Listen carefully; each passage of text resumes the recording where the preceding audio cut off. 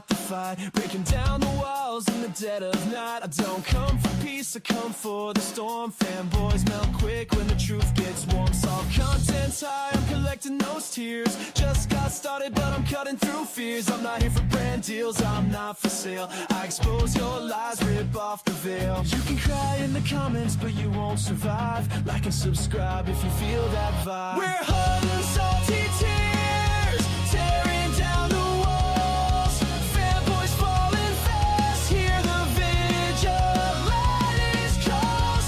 No fake reviews, no corporate lies, just truth and fire burning in our eyes. Promise lost in Nintendo's dream, delusional faith blinded by the gleam. Defends every flaw like it's a sacred cause, but his blind devotion's just breaking laws. Player SS brings no honor or pride, throws family shade when he's running to hide. No integrity, just bitterness and spite, but the vigilante's here to set it right. We're hot and salty tears, tearing down the walls. Fanboys falling fast, hear the vigilante's calls. No fake reviews, no corporate lies, just truth and fire burning in our eyes. Cast guys, fake words can't hold the line. Sony fanboys smoke, but his reviews don't shine. Switch for shields, the corporate game, selling hype and spin while we call out the shame. Dark trays and Nintendo fanboys stuck on repeat, says the same old lines like a broken beat. Recycling words, no fresh insight, but we break through the noise and bring the fight. We're hot and salty tears, tearing down the walls. Fanboys falling fast, hear the vigilante's calls. No fake reviews, no corporate lies, just truth and fire burning in our eyes. If you're tired of fake, if you're done with the spin, join the fight, let the real talk begin. We're here for the truth, no need to hide, so make sure to like and subscribe.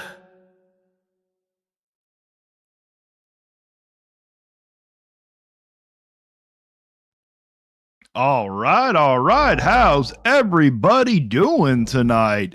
Now, just so you know, the guest that we have today, his camera is working for some reason, but I don't know why it's not showing up through the Streamlabs. I don't understand why. It's something I got to figure out, so that's on me. And I want to say thank you so much to Oh No, It's Justin. Thank you so much for being a member. And I understand where you live, it's 8 p.m., but where we live, it's 5 a.m. in the morning. It's bright-eyed and bushy-tailed for us. Now, I would like to introduce my guest. It is none other than the ex-fanboy himself, Switch Addiction. How y'all doing? I'm doing awesome. Thank you so much for having me. I really appreciate it. Oh, you're welcome. Why don't you sit here, name your channel, which I already did, but you can name it again. Let the people know what video you're working on, and how about what game you're playing at the moment? Sure. Yeah, my name is Mike. My channel is Switch Addiction. It is Nintendo Switch focused. In the next couple weeks, about 2 weeks, I'm going to be heading out to South Carolina and going to the Limited Run store. So to see some family out there and hopefully find some cool Switch finds. That's going to be a big focus for me, and I'm really excited for that. And then for games that I'm playing, I got the Star Wars Outlaws port on Switch 2, and it runs surprisingly well, so I'm really excited about that. And I purchased that game Linked, which was shown in the Nintendo Direct, and I have some very strong thoughts about that game. You said you purchased a Link. What do you mean? It was called Linked. It was one of the games that was shown in the Direct. It's like that action RPG with like farming, and yeah, I picked that up. Okay, got you. It's I've got some issues with it, yeah. Oh, I bet. Yeah, have you ever heard of Nexomon? Yes, it looks like that. Yeah, well, Nexomon is a Pokemon type game, but and it was on sale on the eShop for like $5 for both of the games, so I picked it up, and I'm actually having a blast for them because I'm probably going to skip Pokemon this time. Does Nexomon have combat? Yeah, it does. It's just like Pokemon. It has the turn-based combat and everything. It's just turn-based, like Pokemon. okay.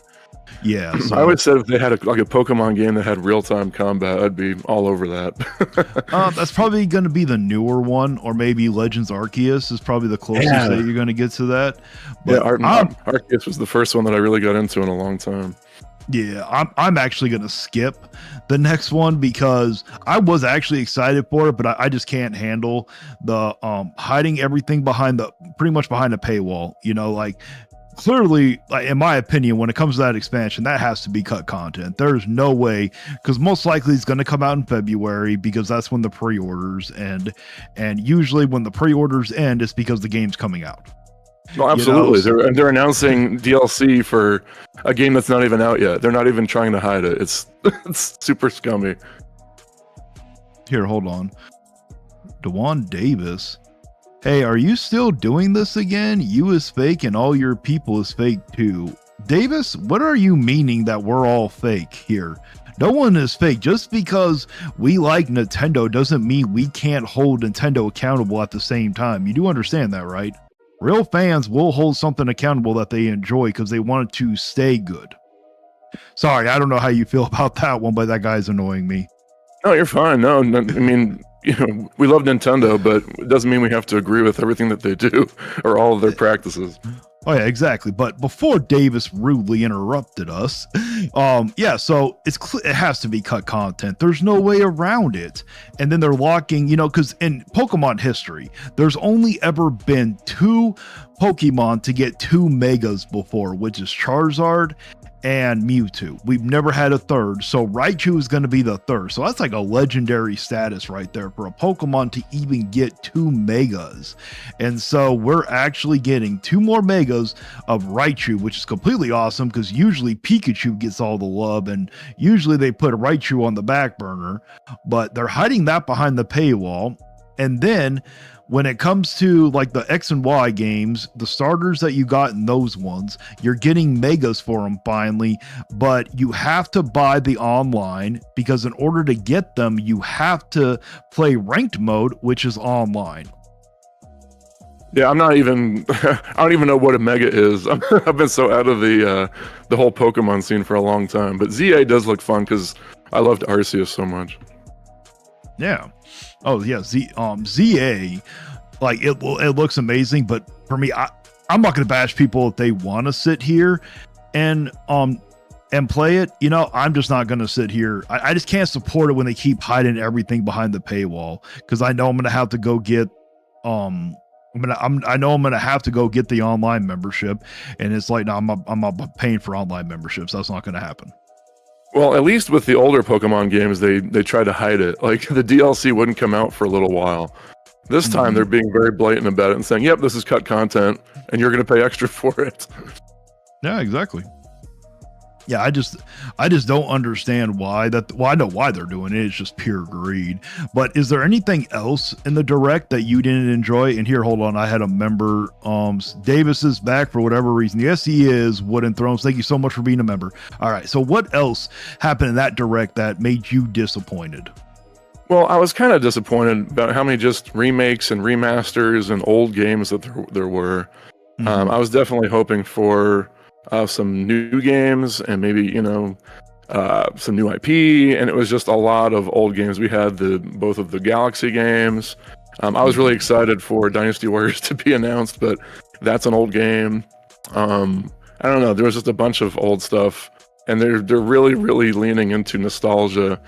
And then later, when I heard the prices of what they were going to be asking for some of these games, I was even more upset because I actually left with a pretty good taste in my mouth. They actually had some games that I was pretty excited for, but then later on when I heard the pricing, it took all the wind out of my sails, and then I was angry at them again.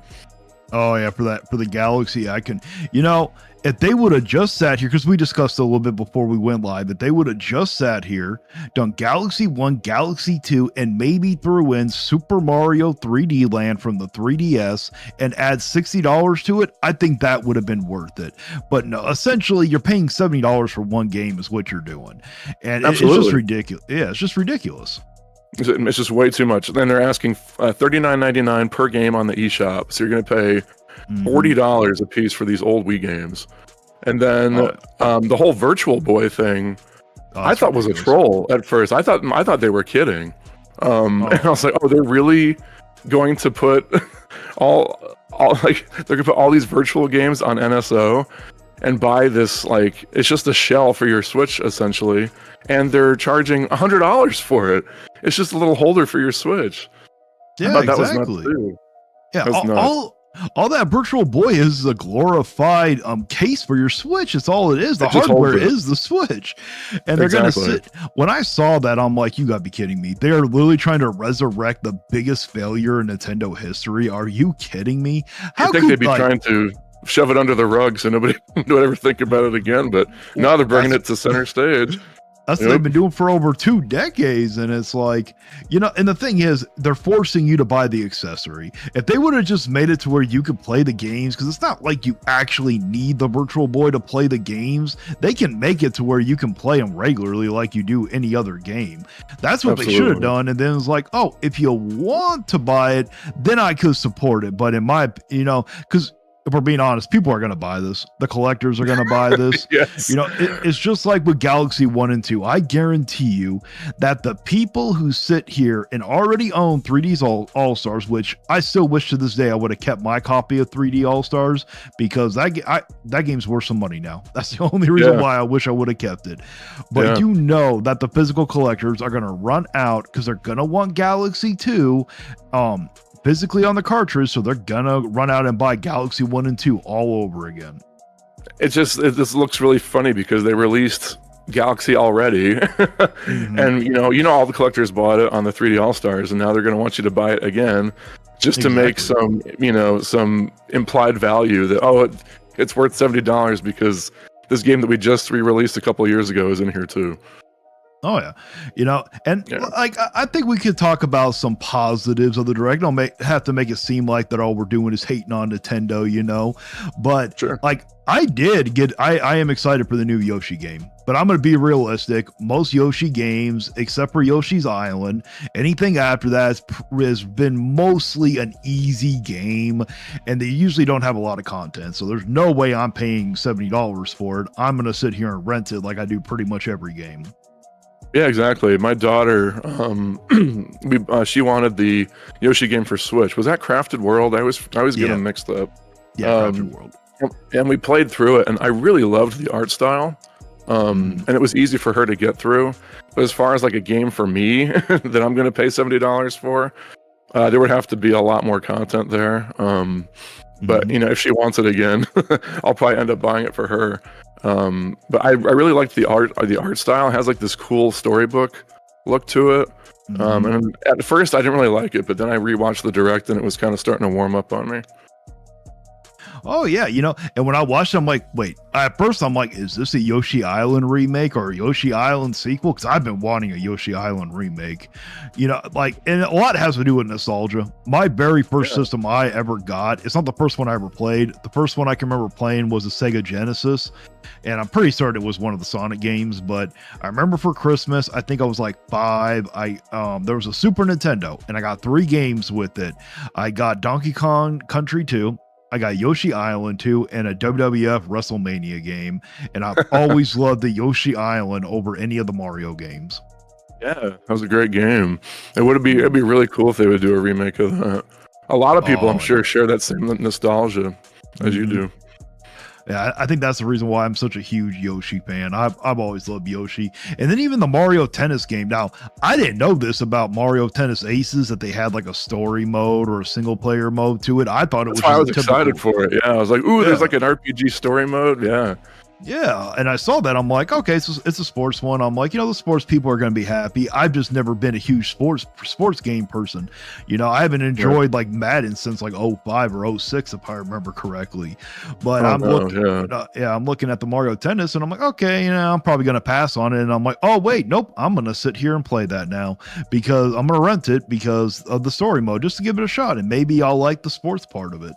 That's why I picked up the last one, because I heard it had the story mode, and I always find that very interesting when developers try and put extra modes into sports games to try and give them more longevity, especially like a story mode like that. So I picked it up and I played through it, and wasn't that great. So this new one where Mario and Luigi, they're all like babies trying to learn how to play tennis. It looks just wacky enough for me to try it. I don't know if I'm gonna buy it, but maybe I'll wait till a deep discount, or maybe I'll rent it as well. Oh, yeah, here, hold on. I got this troll in the channel. Franco, you do realize that Super Mario World 2, Yoshi's Island, was a real thing. You do understand that, right? It came back on the Super Nintendo. You do understand that, don't you? You keep saying I'm a video game tourist because I don't know video games, but that was a real thing. Maybe you're not old enough to remember that, but that happened. Didn't it, Switch Addiction? Wasn't that game out? Yes. I think I'm older than you because my gaming memories go back to the Atari. So yeah, see, but yes, that was a real game, was it? It was a real game. It was definitely a real game, yes. Okay, then. So Franco, just calm down. Enjoy the episode. We know how much you are our number one fan on the show. Just enjoy. Now, so back to the whole direct. How do you feel about us getting another second presentation for Kirby Air Riders? It's totally unnecessary. I kind of just watched a little bit of the first one because I don't know about you, but when I played Kirby Air Ride for the GameCube, I thought it was not good. Like, I did not like that game at all. It pretty much plays itself. Like, you can just let just take your hands off the controller and Kirby will still finish the track. So I did not get that game's love at all. I know it has some other modes in it that people are big fans of. And I did watch a little bit of the first direct, and it seems like there is some depth to the controls that maybe I wasn't aware of if it was, in the GameCube game or not. But the fact that they're giving this 2 directs, and we haven't heard anything about a Metroid Prime 4 direct, let alone 2 of them, seems a little bit strange in my opinion. Oh, I agree. I'm like, out of any of them, they could give us a Metro Prime 4 direct. We don't need another Kirby direct. Who's ever going to buy it is going to buy it. I don't think another direct's going to get people hyped for it because, unfortunately, I don't know how you feel about this, but Kirby is just not that guy. Kirby is not the guy to sell units. To be honest, the latest game that came out for Kirby, what was that? The Forgotten Land was excellent. Yeah. That was a really good game. I was shocked how good that game was. And if it was a sequel to that, I could see them putting more, stock into it. But for Air Ride, I just don't know if it's there. Because the thing, we already got one kart racer. We don't really need a second kart racer is the thing. So it's like they should have waited till next year to bring that game out. That would have been a lot better. Even you could tell in the direct, because Sakurai was making a joke about it, about them bringing it out so close after Mario Kart World. It's like, we don't need another direct, or we don't need another kart racer. And that's not the only one. You also got that Garfield kart racer coming out, Sonic Crossworlds, which I'm actually excited for the Sonic. Oh, I forgot about that. Yeah, you're right. Yeah. Here, hold on real quick. Franco, stop spamming the chat. You know the rules. Okay, you can comment if you would like, but no spamming the chat. If you continue to spam the chat, I will time you out. Okay, sorry. No, you're fine.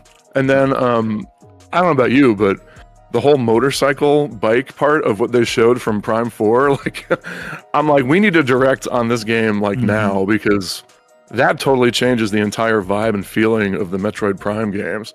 I mean, Metroid's always been very claustrophobic, indoors, maze-like, and it was very strange to see Samus on a motorcycle in a huge open world, very empty-looking desert, by the way. But I have so many more questions about Metroid Prime now that the fact that we're getting a second Air Ride direct and we haven't heard anything about a Metroid one is baffling. Oh, I know. It is completely ridiculous how they will not give a direct. Like, there's time, I guess they could still, but I think the reason why that they're doing another Kirby direct is I think Nintendo's worried that there's not enough hype for Kirby Air Riders, and I think they'd be right in that assumption. Yes. Yeah. And it's like, even with Kirby and the Forgotten Land, I rented it when the Star Cross Worlds come out, and I thought it was fun. I thought it was cute. But for me, I'm a sucker for a story. And if there's not a story in the game, generally the game becomes forgetful. Like Kirby and the Forgotten Land, yes, I loved it. I thought it was fun. I had an absolute blast. And I loved how the very end, they finally gave us the story that the game badly needed, but it was over too quickly. It was a really short game, and they could have done way more with the post-apocalyptic setting. Even though it was a Kirby Exactly. game, they could have really gone in some cool spots with that.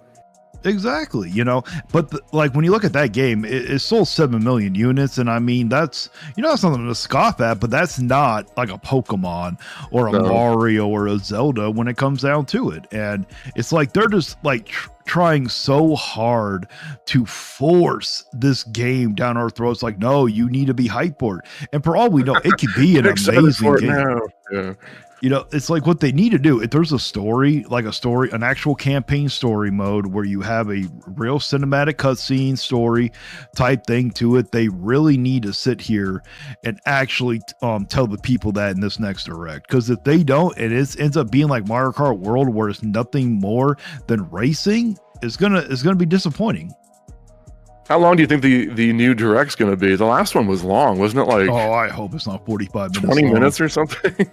That was just ridiculous. Yeah. The only thing is, I hope when I am Sakurai's age, I still look that young. I really do. Right? He looks really good for his age. But instead of this one, and I've been hearing a lot of the Nintendo YouTubers saying like, "Oh, it's because Sakurai wants it." It's like number one, we don't even know if Sakurai's the one that wants this second direct here. Okay, I don't even think Sakurai wanted to release this game at the time that it did. Right. Hello to everybody and thank you all so much that are members. I appreciate you guys. I know I missed some chats. I'm sorry, but I got a guest on today, so I can't read every single chat. I'm sorry, guys. Just be patient with us. We got about another probably 20 minutes of this, and then I will get into the salty content for you guys.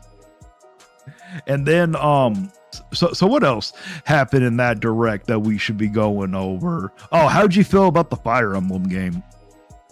I'm not a Fire Emblem guy at all. I don't like turn-based combat, and if you make it like tactical grid-based, I get even more turned off. But I was really happy for the Fire Emblem fans. My favorite Fire Emblem games are the Warriors ones. So like Fire Emblem Warriors, and then was it Three Hopes? Those are mine because they're just hack and slash games, and I just love action games and rewarding combat. But I know a lot of people are really excited about the new Fire Emblem. I actually bought Engage. I haven't really played much of it, but I've avoided the Three Houses just because talking in schools in like RPGs to people is like one of my big turnoffs. So I've never tried Three Houses.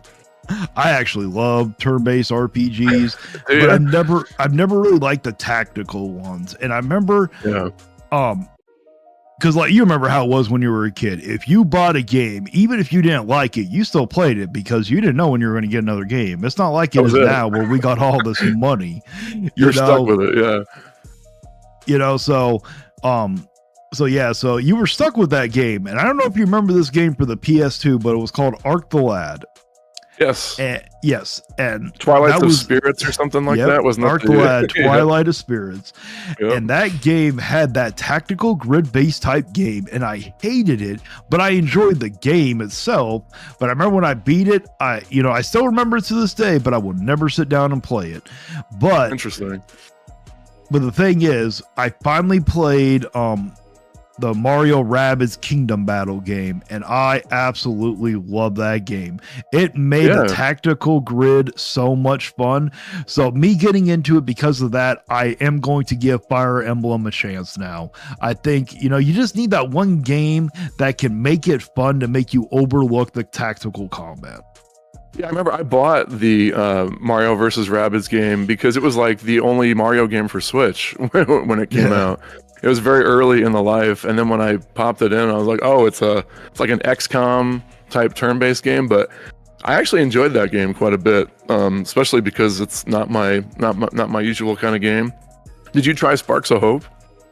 I have not yet. I have it because I got it on sale on the eShop for like $10 with all the DLC. So, and the thing was, I had the physical one too that I had bought years ago. So I'm like, oh, well, you know what? I'm just going to buy that one and I can go sell it because I got $20 for that for trade-in. So I was like, oh, hey, I technically made some money, so. There you go. I've heard mixed things about that game. What, Sparks of Hopes? Yeah, I've been kind of hesitant to jump into that one. I'm gonna give it a shot because I really love the first one. You know, the only thing they need to work on is they need a bad upgrade patch. I don't know if it's the Switch 2 causing it or if that was just a Switch 1, but when I was playing through it, I kept having like these imaginary buildings flickering in and out while I was Oh, really? playing. Yeah, while I was playing the Kingdom Battle game, and I'm like, Oh, nah, wow. it was getting annoying. Yeah, for sure. Yeah, like okay, so what was some of the other someone sat here and left us a message and we talk about the DLCs announced, three of which for games not even released and last games less than a month. Yep. Well, yeah, we talked about them. You know, like oh, well, we didn't get into the Donkey Kong Bonanza, you know. Did you like and enjoy Donkey Kong Bonanza in the first place? You know, I bought it just because the destructible environments looked super cool. So I did pick it Mhm. up, and I love destroying the world and the mountains and everything. But like the actual game and the missions, I kept getting sidetracked, and I would just be, you know, destroying the environments. And then when I went to do the missions, they weren't really that fun or engaging. So I've actually bounced off that game. So the fact that they're announcing DLC, what, a month and a half after the game's Mhm. release seems way too soon for me. I still think because I got some criticism from some of the other people because I kept calling this was nothing more than cut content. They're like, oh, it's after the game. Like, you really think they made that in a month and a half? Really? Come on here. They Yeah, said that, you know, and from I'm not gonna buy it. I'm not paying $20 for more of a collectathon thing because I'm not collectathons either. the collectathons are not really my cup of tea. And I did play and beat DK Bonanza, and I love the story. I thought the story was amazing, probably the best story in any type of platform game I've ever played. But the Yeah, I keep problem hearing that. was yeah, but the problem was to me is when it comes to like the destructible stuff, all that collectathon, like it's fun and it's good, but to me that's just bonus content. That's not really quality content to me. So I thought they should have added some side missions to flesh out the game a little bit more Right. so we could have got more cuz I literally beat the game in 15 hours and I don't know about you, but if I'm going to pay $70 for a game, I want at least a minimum of 20 hours of gameplay of like quality gameplay out of it. So I just didn't think it had enough content. Well, if they had included this content that they're claiming is DLC, it would have given the game more longevity. You know, because a lot of Well, times the whole collectathon aspect of games prolongs the life of the game and makes it, you know, it makes it longer and people can enjoy it for much longer. So the fact yeah. that they probably cut that and are now going to make us pay extra is just ridiculous. Oh yeah. Well, with that DLC, it doesn't add any more story to it. From what I've been seeing No, online, all it is more collectathon. That's it. exactly. You, Yeah, you yeah, can it's do just runs and like upgrade yeah. your abilities and then try another run. Yeah. Yeah, that's all you can do, you know. And yeah, some people are into the roguelikes. I've never sat down and played a roguelike, so I don't even know. You know, I know a lot of people love Hades. I've never sat down and played Hades. I've Maybe one of tried these with that. days. I've Yeah. tried Hades. It just doesn't click for me. I love Dead Mhm. Cells. I'm a Dead Cells guy. I've never played Dead Cells. I did just finally buy Hollow Knight. I got it on Steam. It was like $7 on Oh sale. man. So I'm gonna give that one a shot because everyone's like, "Oh, you need to go buy, you know, the second one, Silk Song." And you know, some people are saying like, "Oh, just buy it to support them." And it's, you know, I'm on the firm belief if it's a good game, then yes, you should buy it. But I don't believe in buying games just to buy them. If you don't plan on playing them or enjoying them, I don't think it's good to buy them because let's say the game isn't really that good. In the Right. first place, you're setting a very bad precedent going forward. You're showing them it's okay because there are We want this, plenty of yeah. games. Yeah, you know, Yep. because I've been hearing people like, oh, you need to go out and buy DK Bonanza, you know, so we can support them. And it's like, I'm sorry, but the game's not worth that price. There's just no reason. And I love gameplay so much. Like I literally pay $28 a month and I can rent two games at once. And if you want to keep the game instead, so like DK Bonanza is $70, they'll knock $5 off the price and you can keep it. You Yeah, know, that's cool. so yeah, so that's why I love I used to have Gamefly. GameFly and I bounced off of it, but now with these game prices becoming what they are, I Mhm. might have to jump back into GameFly. Oh yeah, they're just too expensive. And then Yeah. sometimes they're not even worth it. Like if I No. absolutely love the game and I know I'm going to replay that game again, then I will buy it physical. You know, but I'm not really a collector or anything like that. I know some people are. Nothing against collectors. I'm just not that type of person, never have been. Sure. But I do like the message that Team Cherry is sending to the rest of the industry with this $20 game killing it. You know, it's kind of funny. We had Expedition 33 that cost $50. Split Fiction I think was $50. We have all these games that are coming out at reduced prices and killing it. So I do like that's happening. But yeah, if you're not going to play the game, it doesn't make sense to support it. Oh, yeah. I will say this one. I have been hearing a lot of people say like, oh, you know, if Team Cherry can, I don't think that all the games can be $20. I don't think it's a fair one, just that one. But I like to use Expedition 33 as an example. They made a phenomenal game for $50. There's no reason why, you know, and everyone's talking about like, we'll use Metroid Prime 4, for instance. They're all saying, because like I went back and watched that trailer. And I don't know if you noticed the beginning part of it, like the buildings and the sand area. It really didn't look that good. I thought the resolution looked terrible. Now, once it did not look like a first-party Nintendo game. That's for damn sure.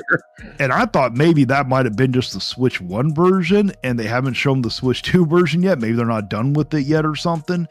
And it's like. And then they get into the whole like battling part, and the game looked good, and everyone's defending it like, oh well, they need to release it like that. We need to pay the money so we can get more of these games. And it's like, no, if it doesn't look good, I'm not going to sit here and tell people to buy it. That's not the right message to send. You know, it doesn't matter how long the game's been in development for. That's Nintendo's fault. They're the ones that screwed up. They hired the wrong people. So as consumers, it's not our problem that they screwed up and made poor business choices on who to hire. I kind of want to see that like really old version of scrapped Metroid Prime 4 just to see what it looked like before they moved it over to retro. I wish that I really, you know, I was excited. You remember that Perfect Dark that was supposed to come out? I was so excited for us to get into Perfect Dark. You know, I'm not overly a huge first-person shooting game, but once I start playing them, I usually love them anyways. But I just remember from my childhood, it was nostalgia speaking when it came to Perfect Dark on the N64, and I was like, hell yes, let's play it. And then there's like, nope, it's been canceled. I'm like, you gotta be fucking kidding me, really? I bought a Series X, and it's just been one of the biggest regrets that I've ever done. There's no reason to have an Xbox now, and it kills me because before I was a Nintendo guy, I was way into the 360. I was like super into the 360, and then when the Xbox One came out, that's when they started to lose me. And now it's like, unless you're doing Game Pass, all their exclusives are going to other consoles, and I don't know what they're doing right now. Oh yeah. Well, it looks like our 30 minutes is up, because I got to get into the whole salty fanboy stuff, and you don't want to be around for that one. Trust me, you don't want that kind of heat that I get. It takes a special person to be able to do that type of content. So why don't you shout your channel out to everybody? I'll make sure to tag you in the description below so everybody can find it. And if are you gonna post this on your channel? Sure, yeah. And I just want to thank you so much for having me. Again, my name is Mike. My channel is Switch Addiction. It is Nintendo focused, but I'm not a fanboy, according to you. Nope, he's an ex-fanboy. He's one of the good ones, guys. Awesome. All righty. You take care and have a great day. You too. Thanks, man. You're welcome. All righty, everybody. I thought that was enjoyable. What did you guys think? Had our first guest on. All right, let's get into the comments before. So I'm going to read back all the comments. Well, I'm going to skip past where Franco was spamming the chat. Morning to Power Boss, morning BS or ABS. Morning, Power Boss. Hope you got your copy. Then we got Franco. You're not part of the Nintendo community. You're not part of our community. Well, Franco, you're probably not part of that community either. And trust me, I am part of the community. I have invaded your community. And guess what, sir? Where's the button at here? This community deserves a better class of content creator, and I'm going to give it to them. That's right, Joker. You tell him. So you have no idea what you're talking about, Franco. Yes, he is a stupid fanboy, Blue Moon. Power Boss, and what community is that Franco in? Well, he's into like the delusional ecosystem that people like Player Essence love to have. So that's probably where he's from. King Pock, Nintendo Lover. Thank you so much for being a member. Franco Stoppard, he is a Nintendo lover. That is very true. You have a Vectro Gen. I have no idea what that means, Franco. Hello, Stephen Ramy. Thank you so much for being a member. I absolutely pissed at the Nintendo Direct for multiple reasons. I understand, Power Boss. There was a lot to be pissed off about. Hey, that's not fair. Mario Kart World has an open world that you can't do anything in. That is very true, Rosie. I will not argue with you there. Power Boss, sorry. No, Mario Kart World is crap. I agree. It is fun, but it is definitely not worth no $80. Not even worth $70. Franco, wow, can't wait. I don't know where you're going off of. Power Boss, no worries. Angry, how are you doing this morning? I'm doing great, actually. To making, yo. What's up, yo? Power Boss, Angry Vigilante. Yep, I got that one. We did talk about the DLCs earlier in the video. It was ridiculous. You're too dumb for tactical RPG. Franco, it's not that I'm too dumb. It's just that tactical RPGs are boring. Okay? You just need the right game to get you to enjoy it. Power Boss, I like very few tactical grid-based games such as XCOM and 2 YES Arc the Lad. Oh yeah, Arc the Lad. Okay. The story was good. I did enjoy the story. I enjoyed the characters. That tactical grid-based game, no, that was kind of boring. I'm sorry to tell you that was bad. But for XCOM, yeah, I got to give that one a shot. I like Mario and Rabbids Kingdom and the second one, Angry Vigilante Show. I'd recommend the 2 of the 3 XCOM games. Hey, I will look at them on Steam, man. Thank you so much, Power Boss. Franco, no ugly women in Fire Emblem, only wifey. Perfect game for incel vigilante. Well, you know what, Franco? What is wrong with wanting to see beautiful women? Would you rather see a man instead? Is that the way you go? Hey, there's no judgment. This is a safe space for you, okay? Franco, really? I don't know. Maybe you're talking about when I threatened to time you out. Franco, I mean, Bonanza is a collectathon and it's also a platformer. That's what it's mainly. It is not labeled as a collectathon. You do understand that. King Paco Nintendo lover. It's time for Nintendo to bring back Super Mario 3D All-Stars for the Nintendo Switch. This beloved title deserves another chance to delight fans and introduce new players to its iconic gameplay. I think they should have brought it back and then threw on Galaxy 2 maybe. Donovan Brown. Hey, hey, I know who you are. How's it going, man? Franco. Paco. Autistic. Yeah, there's no need for that, Franco. Can we cry a bit more about the price, please? Yes, we can. $80 suck. And I bet you're loving that $100 Pokemon game now, aren't you, Franco? Jonathan Aguilar. I was a little disappointed over the third-party support. Yeah, I understand.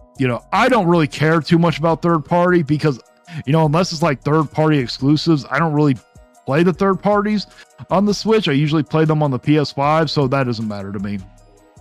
Power Boss, this isn't about you, Franco. Shut up. Very true. Franco, rent. Yeah, what's wrong with renting? Were you one of those people back in the day that made fun of people going to Blockbuster? Rosie, the whole support the devs thing doesn't really work when a billion-dollar corporation like Nintendo. I'll firmly agree. Another video game tourist take. I think you're the video game tourist, Franco. Maybe if you go outside your echo chamber for once, you will understand. Keep watching my videos. Don't worry. Franco, I will educate you. You just got to open your ears up. Power Boss. Metroid Prime 4 was showing the Switch 2 version, actually. If that's the Switch 2 version, that's bad. Because those towers in the beginning look like garbage, and the open world sand area did not look good either. Power Boss. Franco, how about you start making sense? Okay, I'm going to skip. I agree, but I am going to skip the part where it's going to be Franco, if that's all he's going to do. Everyone was excited about Perfect Dark. Yes, we were. Wait, what happened? Oh. Wait, where did it go? What happened? Oh, there we go. Maybe one day someone will dig up one of the scrap versions of Prime 4 sometimes, like how those old ROMs of Dinosaur Planet were found before they changed it's a Star Fox. Yeah, probably. I have my Xbox Series X base PS5 and my Nintendo Switch, and I still prefer playing my PC. There you go, Power Boss. Railroad Gamer Luna. How's it going, Luna? More expensive amiibos on the way. Sheesh. They're the same characters, but more expensive. Yes, they are. You know, I have never bought an amiibo before, and I'm glad I'm not going to start now. Power Boss, cry about what Franco, the Nintendo Direct was absolute crap. I don't think it was complete crap. I give it a C. I don't think it's an A- like Nintendo Prime wants to say it is, but it's not. I don't think it's an F. I give it a C-. Rosie, hi Mike. Oh, is that Switch Addiction's name is Mike? There's a difference between a Finny and a fanboy. Yes, there is, Power Boss. Oh, difference between a fan and a fanboy. Yes, there is, Power Boss. Oh, I know, King Paco. I thought about reacting to that, but that video was so long. So for all you don't know, I'll read it off. Harmon Smith called a woman nasty names on this video. Yes, he did. And the thing is, she's actually an attractive woman. You know, and he's calling her names. It just shows how much of an incel that Harmon Smith is. Who's on the chopping block, as it were? I don't know yet. Power Boss, I do not know. Railroad Gamer Luna, the Nintendo Direct was super shit. Okay, I understand. Actually, at 42, I've never drank coffee. What? Power Boss, what do you drink? Don't tell me. You're probably drinking those energy drinks, aren't you, man? It's not good for your health. Power Boss. Oh, so he's a Harmon Smith player essence and 90 Prime viewer. Gotcha. Most likely he is. I've never seen him on Harmon Smith, but if I remember correctly, he came after I debated Player Essence, so I think he's from Player Essence. Honestly, it wouldn't surprise me if he is Player Essence in a stock account.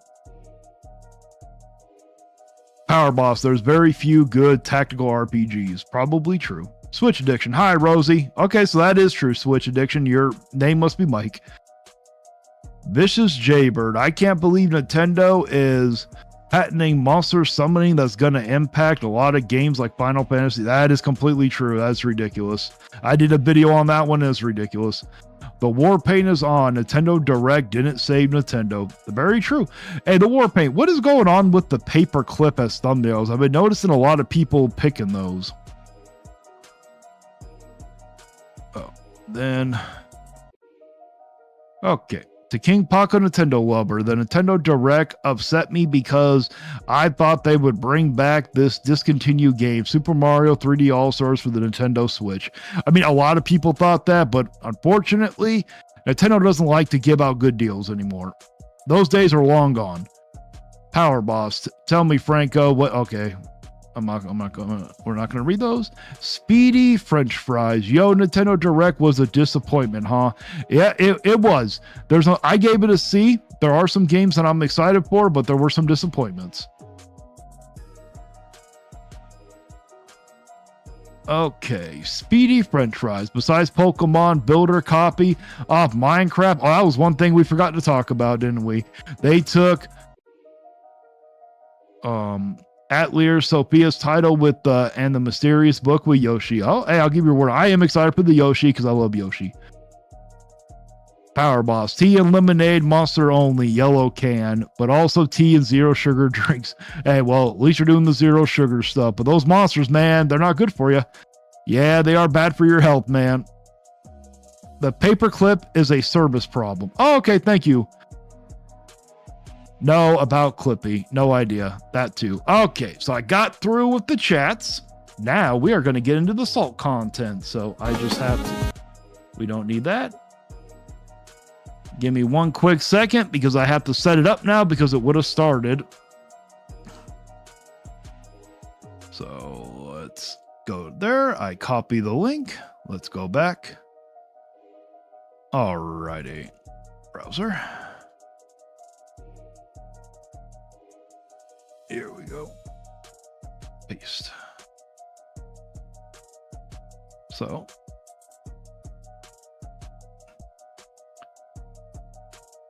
Where is on top of that, we had all the great third-party games. Hold on. I have to say that Switch 2, while it might not have the 3D Mario yet, or the 3D Zelda, or the Animal Crossing, or the Smash Bros, or the big tent pole games, that people tend to buy systems for. Besides Hold on, Legends real EA, quick. although that's also on Switch 1. Okay, so we are going to start off with none other than Nintendo Prime. This was his video directly after the whole thing with the Nintendo Direct. And because we're already 45 minutes in, if you guys don't mind, you can let me know if it's too fast. I'm going to speed this one up a bit to 1.5 or 1.25 speed. And that's usually too slow for me. Believe it or not, I listen to all my videos in like 1.8 speed. So, Harmon Smith shat on that. Oh, yes, he did. That was On ridiculous. top of that, we had all the great third-party games.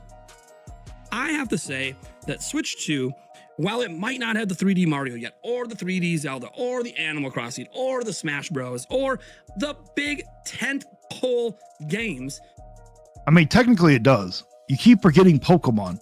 Pokemon is a system seller. You do understand that Nintendo Prime, you do understand that Pokemon is the reason Nintendo survived, right? It wasn't because of Mario and Zelda. They didn't sit here and do anything for the N64 or the GameCube.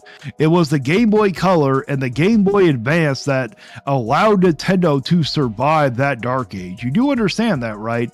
And the games that were the most popular were the Pokemon games. It was not the Mario and the Zeldas. Not taking nothing away, but you always love to gloss over Pokemon. That people tend to buy systems for. Besides Legends EA, although that's also on Switch 1. Okay, now you corrected yourself. Good job. I have to say, these are really good. And I think people are going to be very satisfied. Think about it. None of the tentpole games, they're going to have a game up for Game of the Year. Switch 2 is doing great. Let's just be frank here. Why haven't they released the sales data for DK Bonanza then? If they're doing so great, why haven't they released the sales data yet? And the Switch Addiction, I never watched this guy. He's good when he only does news type videos. What do you want to know about the Nintendo news? He does pretty decent videos, but sometimes he likes to get up in his feefies a little too much and he does this crap. And hey, what's going on there, Dustin Nunn? What's up, Vigilante? What's up, man? I can't have respect for clickbaiters and overhypers. Very true. I understand. You can follow the week-to-week stuff and try to make all these excuses why Switch 2 isn't doing well, but it actually is. And this gets around to maybe the number one controversy coming out of, well, there's two controversies coming out of the Direct. Number one is some price points. Yes, that is a very big one. How about $70 for the Galaxy 2 games, both of them, when we already got Galaxy 1 before? Oh, yeah. I think some of the pricing is interesting. $50 for Kirby Air Riders amiibo, I think, is a little insane. Obviously, we know the other amiibo is expensive as well, although no one should be surprised. They already raised the price of amiibo already this generation, so. Yes, but $50 is ridiculous, Primey. That is completely wrong. You do not need to raise that up to $50. And yes, Switch Addiction, he does have quite the setup behind him. Very true. Even though I think he needs to add some Yoshi. He disrespects Yoshi. You see Mario hanging there. See, it looks like he has a noose around his neck. The whole Mario thing. That's how bad Nintendo is doing right now. I kind of think the ones below 50 kind of par for the course. So we've already had that conversation. The $50 ones, I know that there's some additional functionality, and I don't know. They kind of just ensured I'm They're magnets. All you're doing is switching them. They don't cost that much damn money, Primey. not going to pick up those amiibo. That's my personal choice. I don't really use amiibo that much anyways. I just buy them for collector's reasons. So I just don't feel like I'm going to spend $100. And there's some. Oh yeah, Switch Addiction. Just wait until we get to the next one. We got Harmon Smith. If you don't know about him, you haven't seen nothing yet. Supposedly more amiibo coming for that game. So another 50, another $200 on that amiibo. Went, whatever. I'll buy the game, but I'm good on the amiibo. It's just a little too pricey for me. There's maybe like $20 cheaper, $30. The only reason why you're not going to buy them is because they're Kirby, Primey. We all know that you're not overly a huge Kirby person, which is understandable. But if they would have been Zelda ones, you would have damn well have bought those. Don't you dare lie to your community. I'd maybe consider, but even then, I'm not that big. Like, I love Kirby, but I'm not a mega fan. So. Oh, see, I called it. I didn't even remember this part, but I called that one. And yes, Jonathan, I can't pronounce your last name. $50 for an amiibo. Yes, they are selling two Kirby ones for $50. I beg my pardon, angry, but I'm fucking pissed when it's about Nintendo. I understand. Franco, 300K sales. Is that what DK Bonanza is? DK Bonanza has only sold 300K. Is that really what it is? Franco, that is not good. 300K. You understand that that is terrible if that's what DK Bonanza has sold. You are not helping your cause right now. Oh, I don't need to have everything. The only amiibo that can probably get away with these price points for my wallet would be like maybe the Zelda amiibo. I called it. And I swear, I did not remember this part. And they have to be some pretty fantastic Zelda ones, which look, It could be any Zelda ones. Stop lying. It could be the most bare bones Zelda one of all, and you would buy it. Stop lying. You literally double dipped and bought the Switch 2 editions of both of the Zelda games when you could have got them for free with your damn subscription service. yeah, sometimes they are pretty fantastic. Okay, so price points are bothering people a little bit again. And the other thing is Metroid Prime 4 Beyond. Metroid Prime 4 Beyond is a Switch 1 game. I think people forget this at times, that this Yes, and unfortunately, when you look at those towers right there, they don't look good. Even for a Switch 1 standard, that doesn't look that good. is 100% a Switch 1 game. Just like Breath of the Wild on Nintendo Switch at launch was a Wii U game. Now, people didn't care because nobody owned Wii U, but it was a Wii U game. And people also didn't care that it didn't visually look superior than the Wii. See, that looks good. Samus, the bike, that looks excellent. Why didn't they put that detail in the environment? U version, because, well, we were impressed with the novelty of Switch. The Switch being a hybrid home console, handheld. People didn't even own Wii U, so like people didn't even realize that It was also much cheaper than what those damn Wii U's were. And the games were reasonably priced, Primey. didn't really look any better than the Wii U version. In fact, many people didn't even know the Wii U version ran better at launch. Yeah, I'm sorry, but that environment that environment looks terrible. That is not good. That is not a good thing for Nintendo to put out there like that. Than the Switch version. So the Switch at launch kind of felt like a downgrade if you owned a Wii U, just from a processing perspective. It's not, but that was an optimization quirk. Now, we get to this point where everyone, like literally everyone, there's 9. See, now when you get into this area, the environments look a lot better. It's like they completely forgot the whole open world thing. She is an innocent bystander on the train that got stabbed by a monk. Oh, I did not even know about that. I'm not even going to react. Sorry, the war paint is on. I don't know what is going on. Then ran off. Franco, Mario Odyssey literally sold 29 million. That is 30 times the sales you are claiming. Exactly. That's exactly what did Franco finally say? Yes, cry more for Amiibo. No, it's not. Dude, listen, my guy, can you stop spamming the chat? Can you just type out in one damn thing instead of doing multiple ones? It's kind of annoying. I'm going to uncensor my words when it's about Nintendo. That is okay. As long as you don't say stuff that can get me a strike, we're all good, Luna. I don't care. Power Boss. Once the motorcycle launches that, when Metroid stops looking good. Exactly. The desert, like an Unreal test environment for one of those Mario fan game. Exactly. Power Boss. Franco, there's no need to be like this. No need at all. Oh, okay. So you were trolling. Well, Power Boss, or not Power Boss, Franco, how am I supposed to know you're trolling someone? Just for reference, Angry Vigilante, DK Bonanza sold 127,000 launch week. That's not good. 200K in Japan, still not good, and hasn't been announced passing 300K since launch. Yeah, Franco, guess what? That's not good, okay? 127,000 at launch, that's terrible. Same thing with 200K in Japan. That is terrible. That should show you something right there. I started to Raging Volcano against Nintendo since Shantae was a Mii costume in Smash Bros. And that is quit supporting Nintendo and went to PC. I don't blame you, Luna. Angry Vigilante show. I was responding to Randolph, who is, oh, okay, got you, understand now. Billion people in the world, but everyone owned a Switch, or at least played on a Switch, or at least touched a Switch at some point the last 8 years. So when you get to Switch 2, sometimes the novelty of you're playing the handheld, the hybrid, the home console, no longer. Prime, you need to understand this, okay? The handheld is not as important as you think it is. Do you like? I understand a lot of people love the fact about a handheld, but especially with third parties, because you love to say, oh, well, you know, whenever I will sit here and say, why would I want to play the game on a Switch when it's a downgrade? Technically, it's like, oh, well, you can't play it on the go. If people care so much about playing third party games, especially on the go, then the Steam Deck or the Rogue Allies would have sat here done a lot better than what they did. Point proven. The reason why people bought a Switch were for the Nintendo games. That was the whole reason why. Feels like an excuse for games to not look visually superior than the prior generation. But what was one consistent complaint from the last 8 years? What was one of the things that made us feel like we really needed a new Switch, a new generation, or even a Switch Pro, but really a new generation? Resolution, frame rate. A lot of games. Yes, we did need better resolution. We did need better frame rate. You're completely correct. So why haven't they given us that for Metroid Prime 4? That does not look like that. Okay, Prime, there's no way you can defend that crap.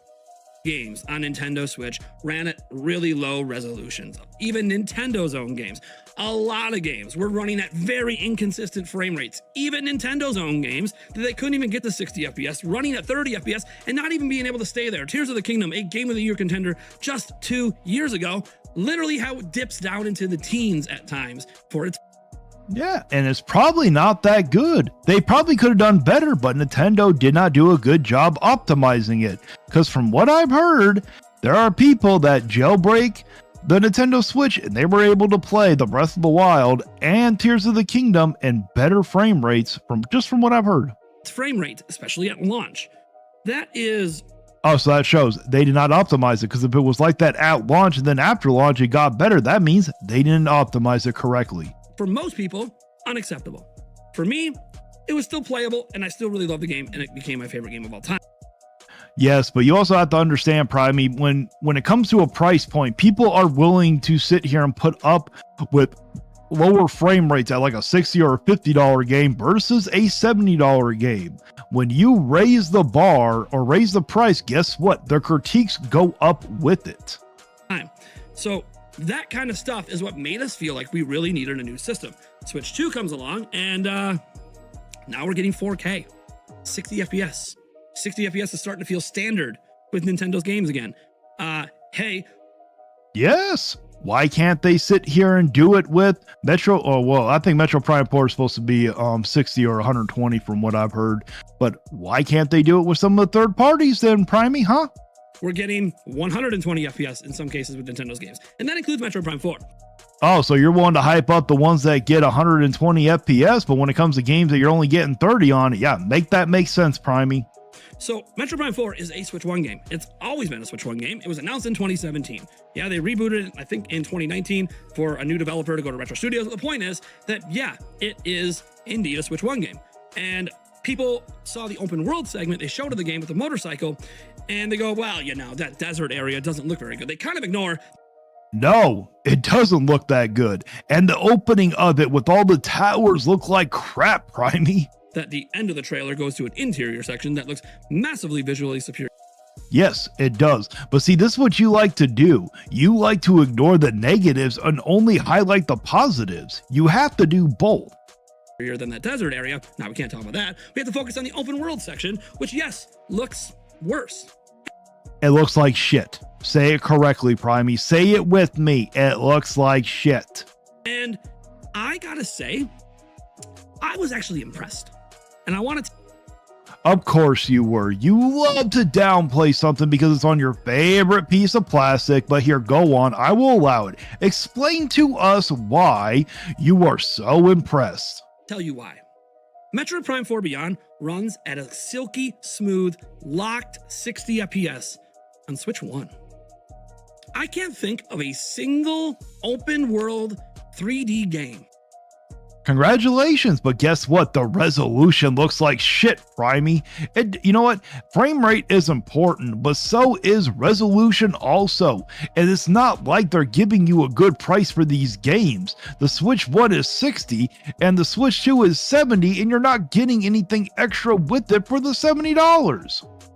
on Nintendo Switch 1 that looks anywhere remotely as good as that section and plays at 60 FPS. In fact, I can't even think of an open world 3D video game on Switch 1 that even runs at 60 FPS.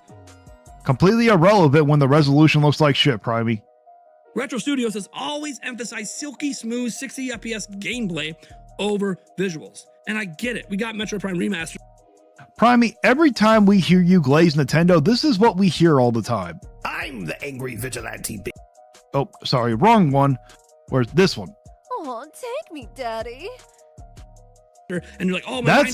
That's exactly what we hear every time you glaze over Nintendo. Is blown. This might be the best looking game on Switch, and it's 60 FPS. Guys, it's an old game coming back with fresh coats of paint, a few new lighting stuff, but it's still the original code base. It's still just not new, right? It's easy to make old games feel really pretty, but when you're doing something new and fresh, Does not matter, Primey, whether it's new and fresh or not. We should not lower the standards and move the goalposts just because it's Nintendo, and that's exactly what you're doing. and guess what? Metroid Prime isn't open world.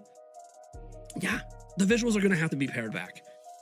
No, they do not have to be. That's because Nintendo ran out of time and doesn't want to push the game out, which as a consumer, that's not our fucking problem, Primey.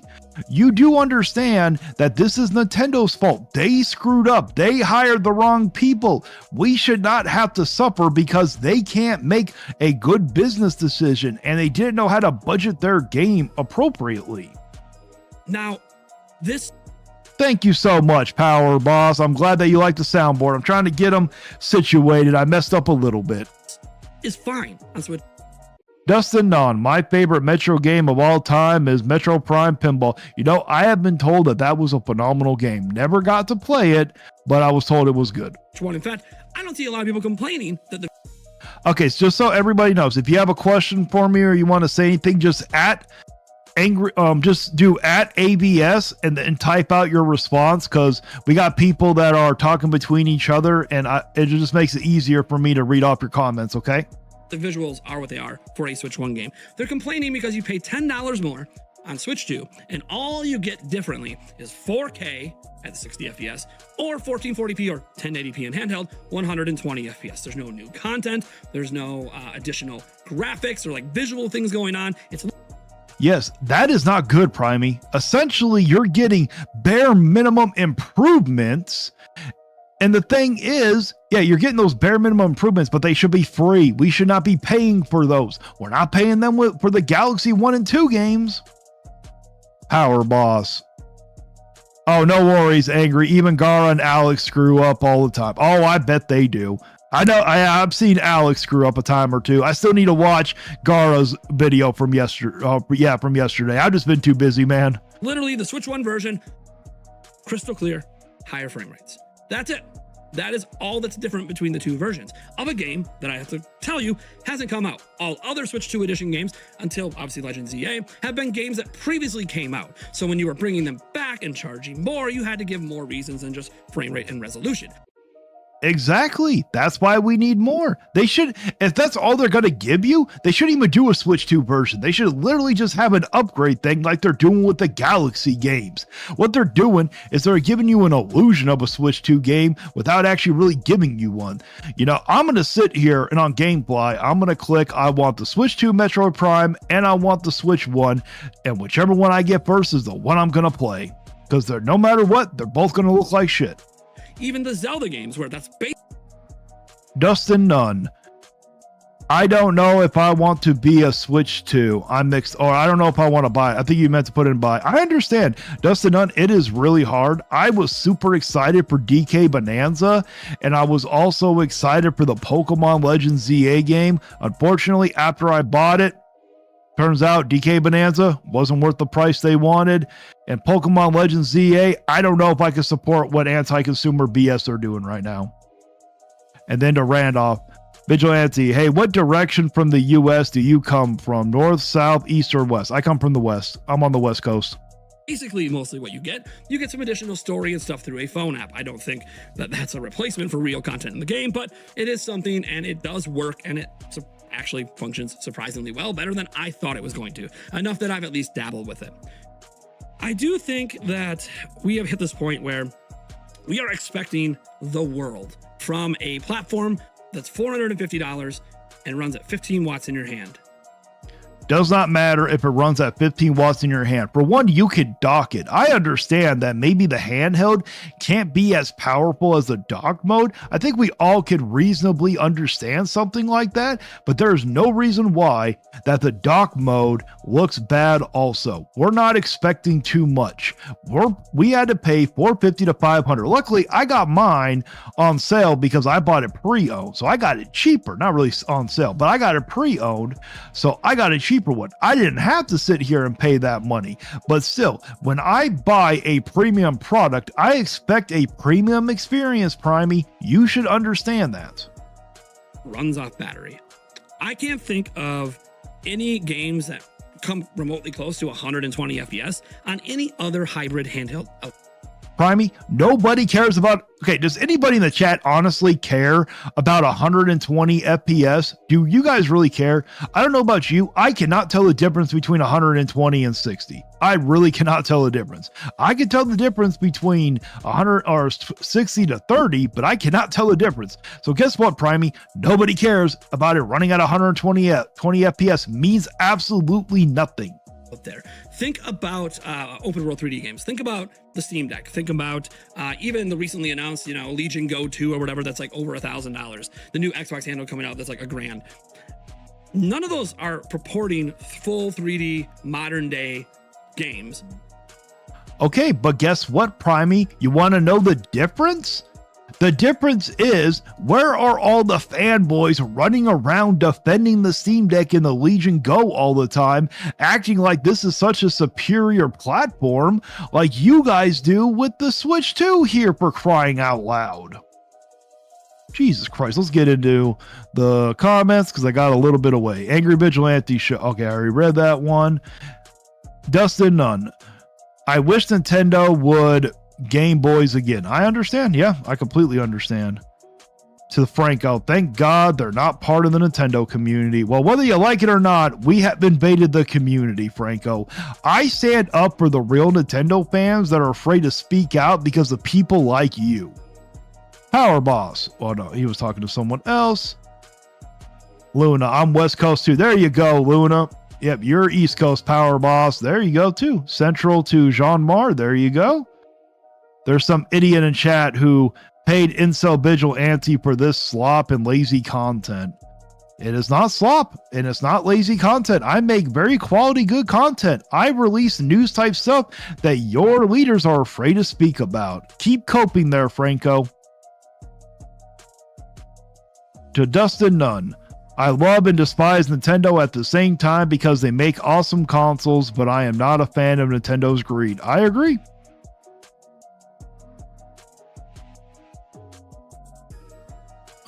Let me see here. That's the Power Boss. To Luna, as a Californian, I admit woke stuff is ridiculous, but I try not to be toxic. But I had to be honest on what I believe. I completely agree. To Randolph, from now on, I am only getting Galaxy 2 since I never played. I understand. Franco, keep coping. I speak for all the real Nintendo fans. And you know what, Franco? I probably make more money than you. I'm just wise with my money, if I'm being honest here. Okay, let's get back to the video. At anywhere near 120 FPS. Because it's very taxing to run things at such a high frame rate. Primey, nobody cares about 120 FPS. Most people cannot tell the difference. Stop See, I love how you'll champion games that can play 120 FPS on the Switch 2, which means nothing, but then you downplay the slop when it's only playing at 30 FPS. Come on here. So I have to kind of reverse this a bit and ask you, I'm not saying the $10 more makes it worth it for you. If it's not, buy the Switch 1 version. They're not making you buy the Switch 2 version, and the Switch 1 version runs on Switch 2. So you don't have to get the Switch 2 version. But it's a Switch 1 game. They weren't developing this game for Switch 2. It does not matter if it's all the games have been a Switch 1 game, Primey.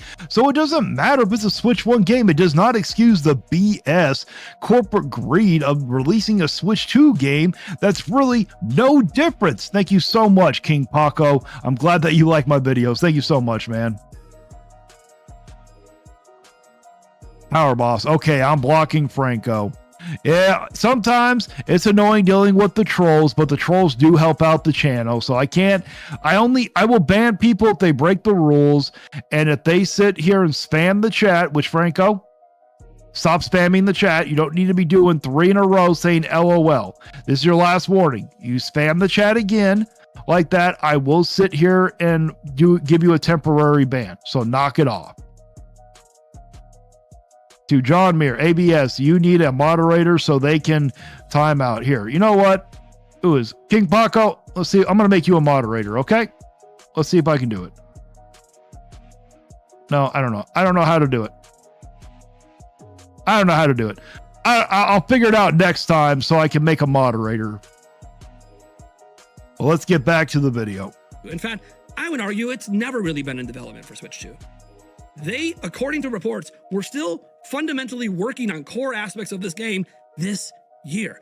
That doesn't mean the Switch 1 version was done 2 years ago and they spent the last 2 years trying to make the Switch 2 version. That's not our fucking problem, Primey. As a consumer, it don't matter the troubles that they face making this game. That's their problem. We don't care to hear all this BS crap and whining why it is in the shape that it's in. They're releasing it, and probably the game is not going to do that well because Nintendo fucked up, not us. No. It means the main game was still being developed this year. So when the hell were they supposed to have time to make a Switch 2 version that has massive visual improvements? Remember, it's a day and date release. This isn't a Switch 2 version of an older game. They're not delaying the game another couple of years just to make it look a little prettier on Switch 2. That would be dumb. That would be silly. Why do that? Would you rather they only release a Switch 1 version this holiday? Yes. Because you're going to save $10 damn. You're not getting anything extra. We already know that it's not a Switch 2 game. That's point blank clear. Even though Switch 2 is their new thing and not give you 4K, not give you 120 FPS? Is that what you want? Because that's one option. The other option is the whole game's delayed another 2 years and they put another $15 to $20 million into the pot of development on it to maybe not even make that back with the sales. Metroid Prime 4 is not a tentpole seller for Nintendo. It does. Neither is Kirby, but you love to push that crap out there.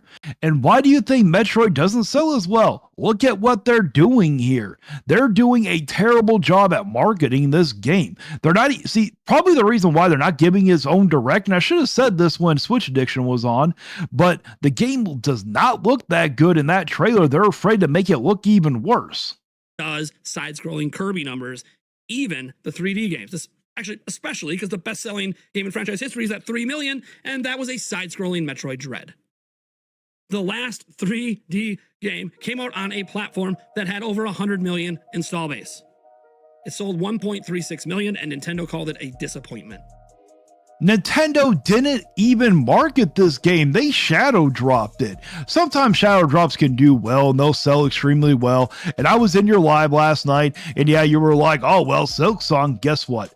Hollow Knight sold over 15 million units. Games like that don't have to do marketing. Games like GTA 6, when you hit the level, when you sell above 10 million units, you don't need to do marketing. You can sit here and say, hey, we're going to release this game with very zero marketing, give a release date, and there you go. People are going to go crazy because those are what are known as system sellers. When you release games that are not system sellers, you can't shadow drop games and expect it to do well. That was Nintendo's fault. They screwed up. So much so, we didn't get a truly brand new Metroid game for 11 years. They put it on the shelf. Oh, we got Federation Force, a little side dish. Oh, we had Samus Returns bringing an old game back on 3DS. What we didn't have was a brand new mainline game for 11 years. Well, unfortunately, there are a lot of games that we hadn't had that were brand new. Look at, we're finally getting a new Yoshi game. When was the last one for that one? There are plenty of games. How about the Wario Land? So many people want a new Wario Land game and they haven't released. This is nothing new, Primey. They didn't even announce one for 7 years.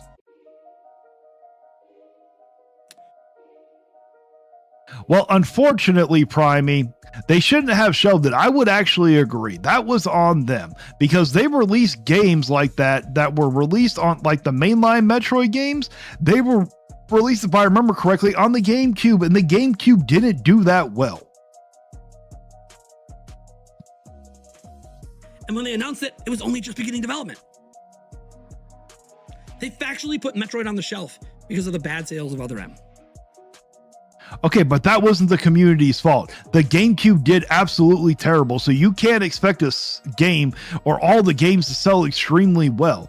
The hardcore fan base doesn't generally really care about Metroid when it comes down to it. I think they could release Metroid on... If they would have released it sometime during the Switch, I think it actually would have done phenomenally well with how big that install base was. But a lot of people did not know that Metroid Prime Remastered was even a thing. All right, let's get into some of the chats. To Dustin Nunn, my favorite two-player mode in most of the Tetris game is Battle Tetris. There you go. He being real defensive about it. Yes, he is. Power Boss, now show me the performance of Prime 4 on Switch. What? Oh, it's terrible. If it's that bad on the Switch 2, I'm afraid to look at it on the Switch 1 now. I'm sorry, what? Metroid has been around longer and popular than a Kirby. Yeah, but Kirby and the Forgotten Land did sell more, actually, though. Oh, man, Prime. I can't last 5 minutes hearing. Oh, it's hard, trust me. But we're almost over with Prime, and then we get to get into Harmon Smith. We all know how much you love Harmon.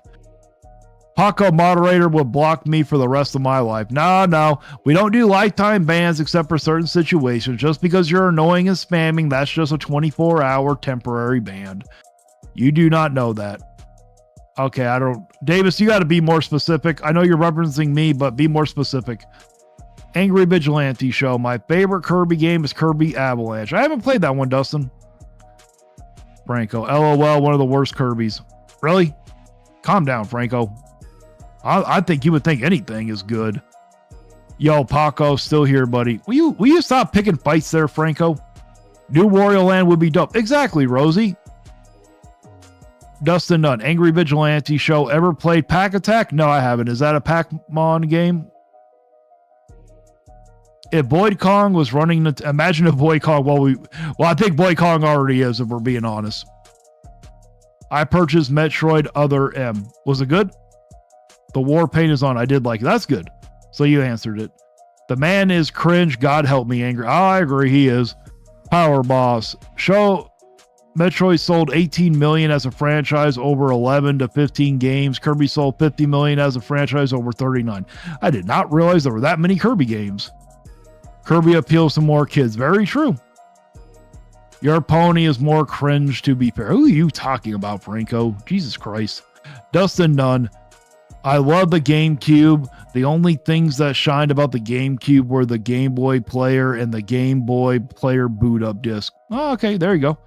King Paco, I don't chat every time, and plus, I don't spam the chat. There you go. See, he doesn't spam the chat, Franco. Maybe you need to take some notes. Or, yeah, Franco.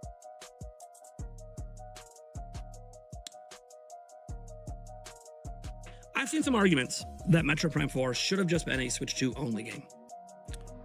No, in this current stage should only be a Switch 1 game. They should not release this as a Switch 2 game. That is a terrible idea. A game that was still in active development on core aspects of the franchise, or core aspects of the game anyways, this year. That they should have flipped the Switch and made it a Switch 2 game only. Which again, would have delayed the game even longer. Also would have... I would rather have that than have them release it in the state that it's about to be released in. Left behind the promise you made to Switch 1 gamers in 2017 that Nintendo breaks promises all the time, Prime. You remember that promise they made with that quality seal of approval? Yeah, that went out the window a decade ago. this game was coming to Switch 1. Alienating your potential audience, forcing them to have to buy a new system. They're already doing that, Primey. What are you talking about? They're already alienating people by pricing them out of the games anyways. To play something that you told them they would get on that system. All to put more money into a game that you can't guarantee sells enough to justify it. And it may sell enough for the Switch 1, but I don't think it's going to sell very well on the Switch 2. I really don't. I know fanboys like you are going to buy them. Before Metroid Prime 4, Other M was the most expensive Metroid game ever made. And according to Nintendo, was disappointing, underwhelming, didn't sell enough. And whose fault is that one? Nintendo's fault. They didn't market it. You can't okay, it has been such a long time since a mainline Metroid game has been released. It's not like this is Elder Scrolls here, where they shadow dropped the Oblivion remake or remaster. It's not the same thing, Primey. They probably lost money. Oh, yes, they did. Is that why they're ripping us off to make up for their bad business decisions? Metroid Prime 4 is made by a Western AAA studio, and it got rebooted after a couple years of development somewhere else. This is probably, by far and away, the most expensive Metroid game ever made. And are we supposed to care that they screwed up? That they did not hire the correct team to make it and they were forced to reboot? That's not our fucking problem. The amount of money Nintendo has sunk into getting this game made is probably astronomical. Well, Nick Scotti, the reason why he doesn't make sense, every time he speaks, whenever he's glazing Nintendo, this is what we hear.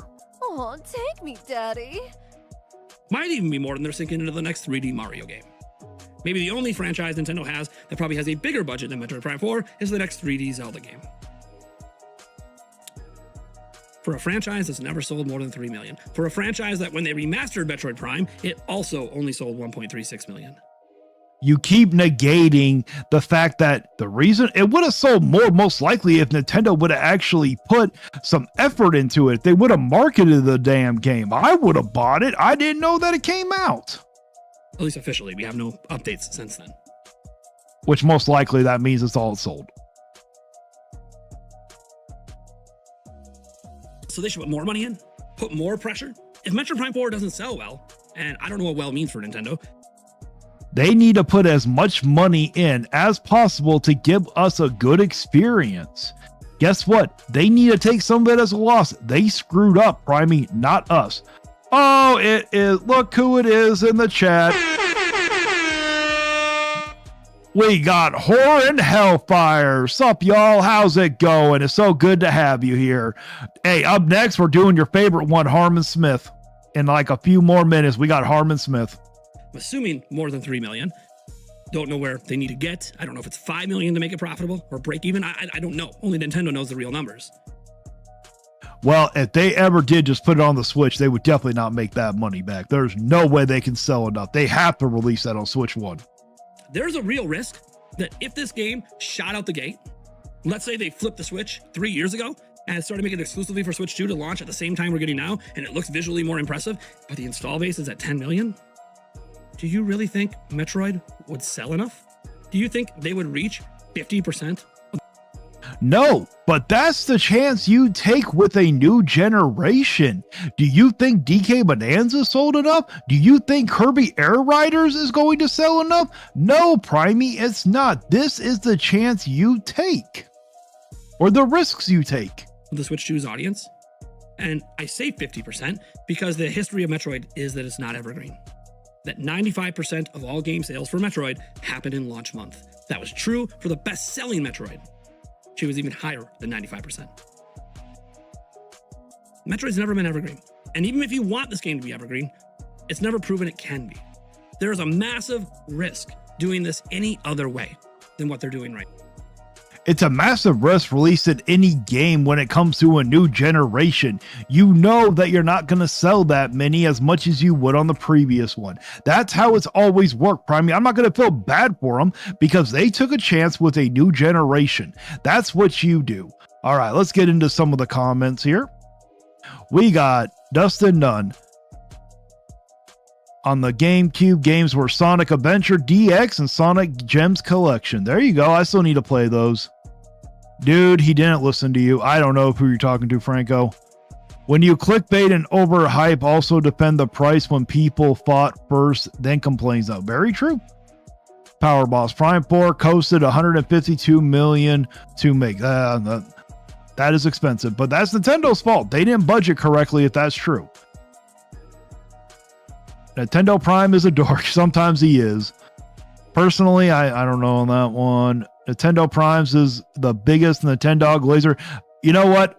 The war paint is on. I don't know if you know a person named Harmon Smith, but you will be surprised who is bigger than Nintendo Prime. I make plenty of sense, David. Is Scotty, you shut the... I don't know who you're talking to, Davis.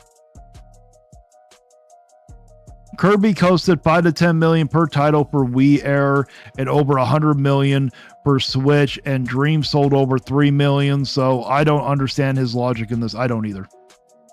Angry Vigilante Show, I hardly play video games today because most of them are way too political. I understand. Horror Hellfire, oh god, he will never stop haunting me after reading that god-awful book. Oh, he's in the middle of writing another one. Just you wait till Desire makes you read that book too.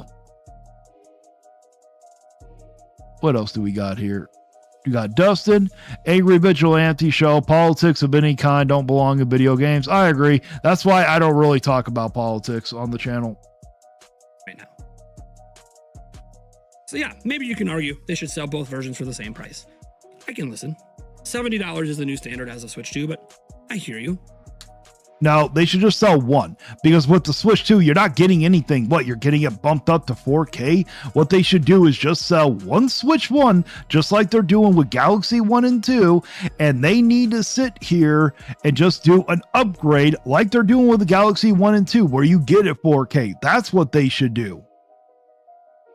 And maybe I don't even buy the Switch 2 edition. Maybe I stick with Primey, we both know you're going to buy the Switch 1 and the Switch 2 edition, because that's how much you're going to support Nintendo. For crying out loud, you literally bought a code in the box and game key cards knowing what they were. with the Switch 1. I don't know. Or maybe I'll buy the Switch 2 edition because it's also the Switch 1 edition. Like, I could put it in an OG Switch and play it, or I could put it on Switch 2 and get the enhancements. I don't know. Haven't made my mind up. I made my mind. I'm probably going to buy it. Oh, we know you're going to buy it. I still think you're going to buy both. It looks incredible. And the gameplay is getting like no talk here. The epic. Because when it comes to it, the criticism, people are going to look at the negatives more than they're going to look at the positives. I've already said that the gameplay looks phenomenal. Samus and the motorcycle look amazing. It's the environments that look like crap. Motorcycle battle against 6-7 enemies on screen at once, and they're different enemy types doing different things, making you use your bike in different ways while also shooting your arm cannon. Then you hop off that thing, get into a corridor battle, and all of a sudden it opens into this zone, this corridor that just looks amazing, and all of it is 60 FPS or 120 if you turn that on Switch 2. Again, no one cares about the 120 FPS. I sure the hell don't. I'm excited, man. Primey, it doesn't take much to get you excited. They can sit here, they will release anything and you'll get excited. You're gonna buy, that's why at launch you literally bought everything you possibly could. Not because you wanted it, you had most of it. You double dipped on so much stuff, but you did it because you want Nintendo to be successful. Hyped. Metroid Prime 4 Beyond is maybe my most anticipated game outside of Zelda. I'm looking forward more to this than I am in a 3D Mario game. I'm looking... Honestly, so am I. Well, I was until I saw that trailer. That trailer, sorry, Primey, it looks like shit. Extremely forward to the new Fire Emblem, the new Mario Tennis. Hell, after playing Legends EA, I'm even looking forward to that. We have a... Really?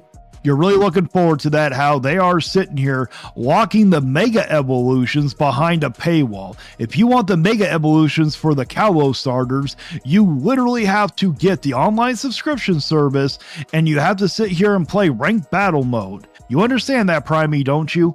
And then, if you want the Raichus, you gotta wait for that cut content and expansion that they're doing. packed slate of games for the first 4 to 6 months next year.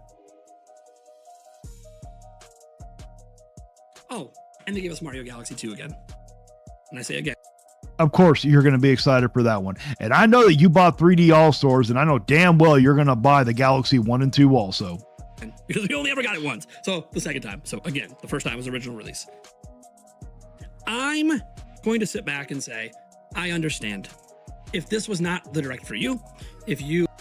Primey, it has nothing to do if it was not the direct. The problem is the reason why you get so overly excited is because you're refusing to look at the negatives. Just wait until the score he gives it. You are not happy with it. I get it. A lot of people, when they buy consoles only buy them for a handful of games. Most people are not me. I'll probably own a couple hundred games throughout, maybe more, actually depends, throughout the Switch 2's life, right? Primate, you're going to buy every single Nintendo first party title. You're probably going to buy all the third parties along with it. Not everyone's me. I enjoy a wide breadth of franchises, a wide Exactly. And not everybody's me too. Me and you get to write this stuff off as business expenses. That's one thing that you negate to always mention. breadth of games, and I'm always open to introducing myself to new ones I've never tried before. But not everyone is that way. Some people only play one game a year. Some people only buy 5 per generation. If you bought a Switch 2, and all right, let's get into some of the comments here.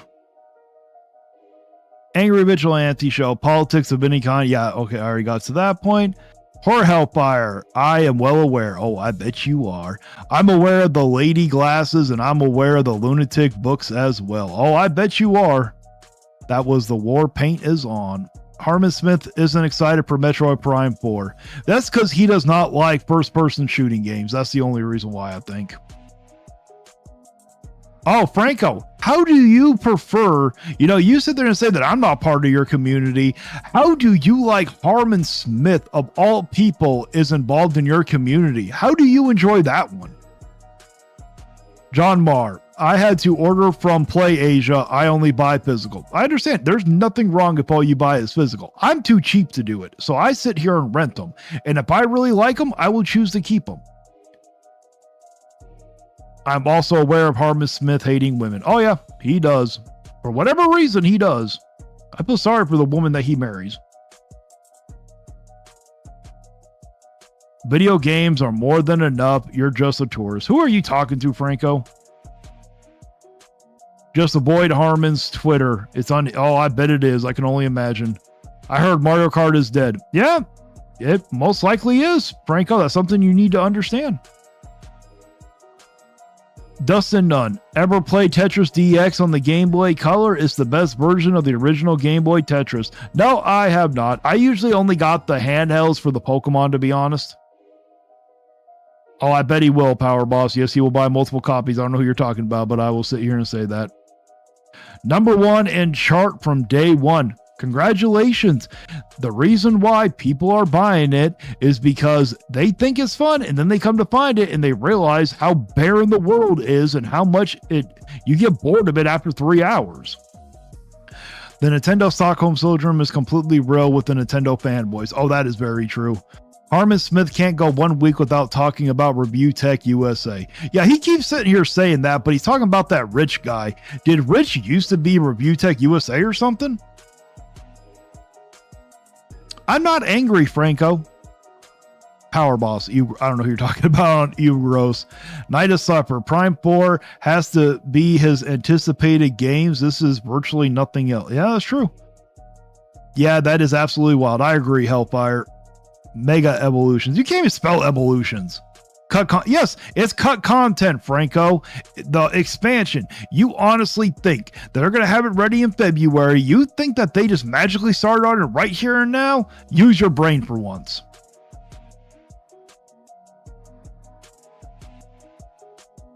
Where is it?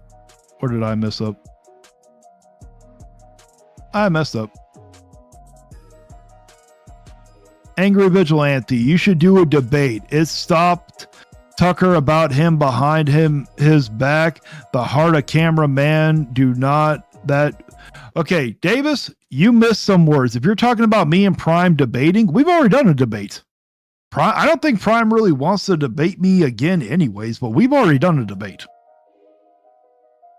Oh, he scored it. I can't wait to hear this. Oh, I agree. Angry Vigilante Show. Pac-Man is one of my favorite video game characters. Hey, there's nothing wrong with that. I had some very good memories with Pac-Man. And their community. I mean, I don't know who you're talking about, Hellfire. Are you talking to Power Boss? Franco, it's cute how mad you are right now. I know. I honestly think he's my number 1 fan. He's just afraid to let his brethren know, who are nothing more than fanboys, know that he enjoys my content. Dustin Dunn, the only women who I can't stand are the ones who ask me for money and gift cards on my social media platforms. Well, that's when you just ignore them. This goes without saying, but it doesn't matter if you're a man or a woman. If someone you do not know asks you to send them money and you don't know them, don't do it. Rich is Review Tech USA. Okay, Power Boss, thank you. All right, let's get back to this video so we can get to Harmon. You're not satisfied because they haven't announced the games that you want. Why did you buy a Switch 2? You shouldn't be buying something before you can already justify it. I've said this before the system came out.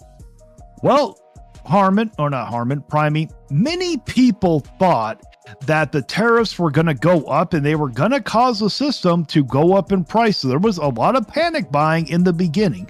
And some of us were actually excited for DK Bonanza. Guess what? Unfortunately, the game was not worth the price that they set it at. Wow.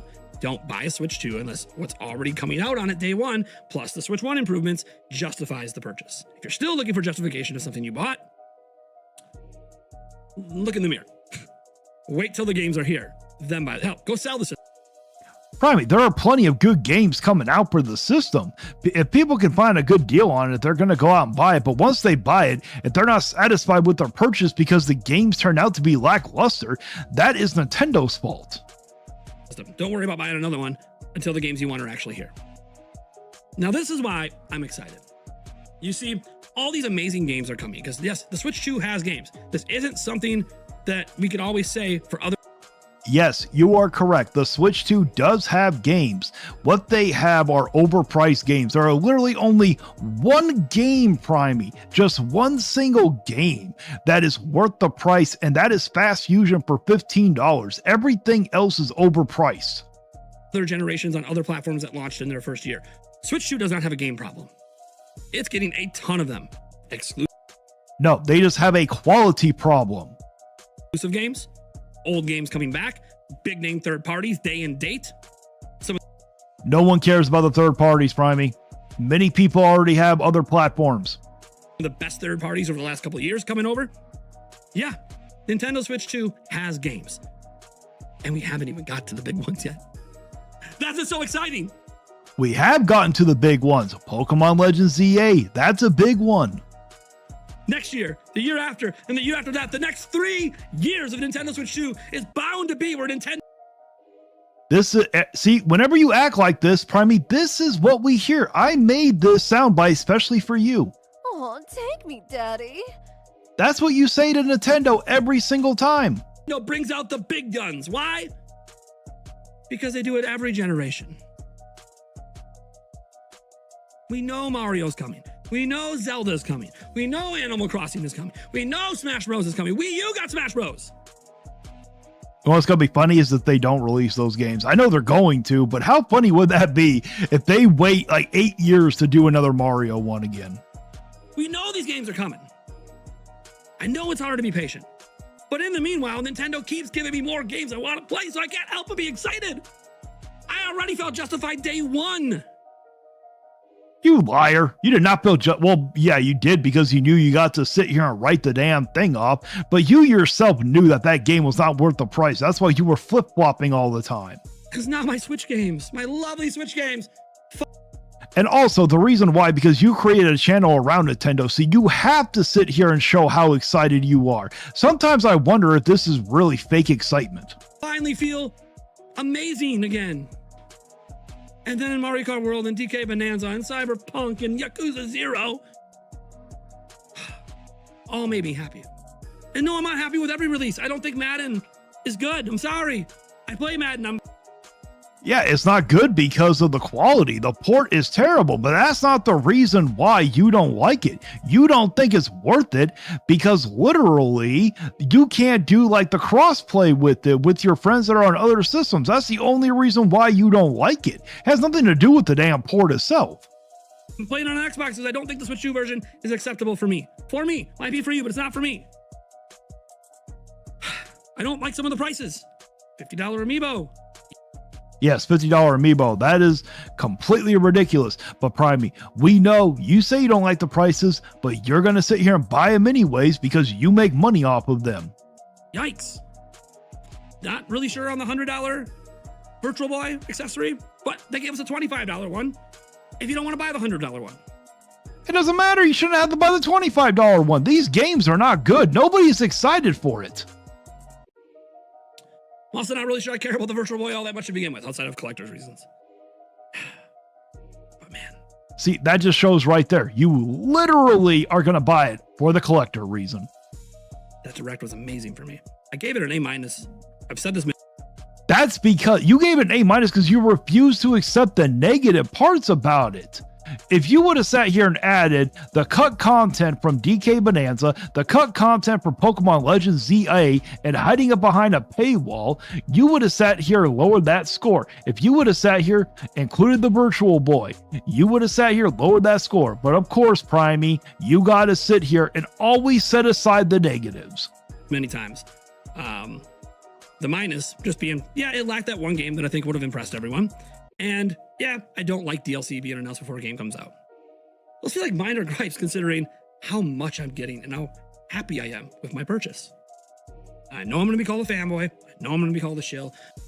That's because you are, Primey. You are literally like the king of the fanboys. I know I'm going to be called a corporate defender. I just want to be very clear as I wrap this video out. I don't care about Nintendo, the company. Really? Is that true? How come you haven't played the original Final Fantasy VII? Oh yeah, that's right. Last week I reacted to it because you won't play it even though it's on the Switch at a principle. Because literally you were angry, which I understand at the time because you were a child, that you thought PlayStation was taking away your games. So at a principle, you wouldn't play it when it wasn't PlayStation. Nintendo drove the third party away to begin with.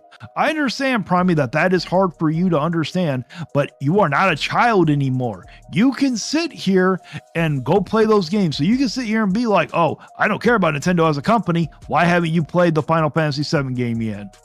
Not the first time I've said this. I've said this many times. People think because some of the things they do don't bother me as much as it bothers others, that I'm a corporate shill. Don't give a crap about them as a company. I give a crap about their games. Because if you really cared about the games, just like I said, you would have played Final Fantasy VII. You don't care about the games. You care about the piece of plastic. Stop lying to your community. Because that's the only reason I'm here. I play games on other platforms, play games on Xbox. I'm actually playing games on PC. Literally today, I played some on PC. I play games on other platforms. But, it's a pretty big but. Nintendo makes games that I tend to enjoy a little bit more. Now, it's because you made a channel surrounding yourself around Nintendo. You need Nintendo to be successful, so you be successful. That's the only reason why. You know damn well what Nintendo doing is wrong. You're just refusing to step up. The old Prime would have sat here and stood up for the community, but you are refusing to do that. Than the rest. And everything they showed me new in the 4 new games looked incredible, man. They just did. Age of Imprisonment, one of the games we already Yes, Age of Imprisonment did look good. I will give you that one. knew was coming, looks better than ever. These games have me excited. I feel like a kid in a candy store that can't decide what I'm going to play first. Oh, you know what you're going to play first. Stop it. But people want me to bitch and complain and whine because we did get 3D Mario and Metroid Prime 4 wasn't as visually pleasing as you expected. And oh, Yes, you should be outraged that Metroid Prime 4 didn't look that damn good. Now, when it comes to the whole 3D Mario game, I don't really care. oh my gosh, the motorcycle. Why is she riding a motorcycle? Because she's a fucking badass. That's why. I actually like the motorcycle. I don't know why too many people. The motorcycle looked good until you sat here and got into the environments and it looked like shit. Thank you guys so much for tuning in. And yes, I agree, Hellfire. He is a corporal shill Prime. Very true. Let's go back and read some comments because I forgot them. I've gotten so many. When it comes to tariffs, I don't blame Trump. I blame crooked China. Okay, I'm not going to get into the politics. Sorry there, Dustin. Franco is a toddler kicking and screaming on the store floor. Yes, he is, Hellfire. You nailed it. Mario Kart. Yes, Franco. Mario Kart is dead. Accept it. I wish Nintendo would just have their products made in the US to reduce costs as well. Okay. Oh, yeah. Okay. I'll let you guys decide that one. Number 1 in every chart is dead. What are the sales number, please? That eShop chart means jack shit. There isn't that big of an install base, Franco. I don't believe in Nintendo Prime lies and propaganda. There you go. Bonanza is dead. Yes, Bonanza is dead. It might have gotten a temporary boost because of that cut content DLC they released. Franco, $80. Congratulations. We know you love $80 because you just love to give company money. Every time you just love to give that Gok 3000, don't you? The things that I see on the Switch 2 are the Game Boy, Game Boy Color, NES, and Super Nintendo apps. I understand, Dustin. Swagger not. Prime, calm down. It's not life or death, bro. I know, I agree. It's just games. Prime, I must consume. Yes, that is very true. Hellfire, I don't see Bonanza or Mario Kart on any top played or sold charts. How funny. I know, right? But if I open up mine, it won't say that either. What charts are you looking at, Franco? Because I ain't seen them. He's probably looking at one from like old ones, and that's where he's going off of. The only upcoming movies I am willing to see in the theaters from now on are the SpongeBob movie, Search for SquarePants, the Super Mario Galaxy movie, and Minions 3. I am excited for the Super Mario Galaxy movie because we get freaking Yoshi. Horror, there's no need for that, Franco. You know YouTube don't like that. Don't be using those words. Come on. Say Riri or something. Don't be using that damn thing. Come on. Yet you buy into them and get tax write-offs, then screw over the... Exactly. That's why I rent them, to make sure they're not worth it, and then I let you guys know. So you don't have any receipts. Got it, man. When do they ever have receipts, Hellfire? Come on. Dewan Davis and Franco must be good old fanboys. Oh, you know it. They pucker up and lick Prime Harmon. Oh, they lick more than the boots. I can promise you on that one. The war paint is on. Nintendo Prime will buy this and get a tax write-off like the grifter that he is. Exactly. Hellfire, I don't know how to pronounce that one. Power Boss, laugh my ass off. That's a laugh. Exactly. No Melee, no second Pokemon, but NSO is getting Virtual Boy. I know, right? That's exactly what we were asking for, Swagger. Not exactly. Yes, $80 sucks, Franco. Nintendo Prime is manlit. I agree. Hellfire, you are corporate. Oh, I read that one. Game key cards. Okay. Franco crying because even his hand don't want it. That's true. That's a good one. I am Nathaniel Rufflejans from Nintendo Prime. Let me know what you think about all this, Down. Do you really want to know? And up next, we got Hellfire's favorite person. We got none other than Harmon Smith. Now, I don't know if I'm going to get through this whole video. Their long-awaited general Nintendo Direct. And as everyone expected, this was an absolute banger. I wouldn't say banger, Harmon. It did. I'll give you this. It did have some good titles. That is very true. But it had too much negative in it. Filled top to bottom with amazing 10 out of 10 announcements. No, they did not have a 10 out of 10 announcement, Harmon. Well, Yoshi, okay, I will give the new Yoshi game was a 10 out of 10. I will agree. But I am so glad, Harmon, that you finally bought a mic. Now all you have to do is get a better camera. Thank you for getting a new mic. Ports of beloved classics and new surprises that nobody really saw coming. And I was very happy with this Direct. Everyone I know was very happy with this Direct. But as always, we are seeing a bunch of naysayers come out and desperately do whatever they can to downplay it. Harmon, it's called healthy criticism. Not everybody likes mediocre like you do. There was some mediocre, there was some filler, no one asked for it. And guess what, Franco? You know, how do you like that he is involved in your community? How do you like having this guy? Is he your best friend, Franco? What we're seeing right now on Twitter, on 4chan, is just a bunch of coping and seething from PC gamers. You know, this idea that Harmon, not all of them are PC gamers. There are plenty of Nintendo fans that did not like that Direct, okay? Not everybody's a PC gamer. There was nothing exciting announced, that there's nothing to look forward to, that the games are too expensive. All of this is just a gigantic cope. And I do think we kind of do need to...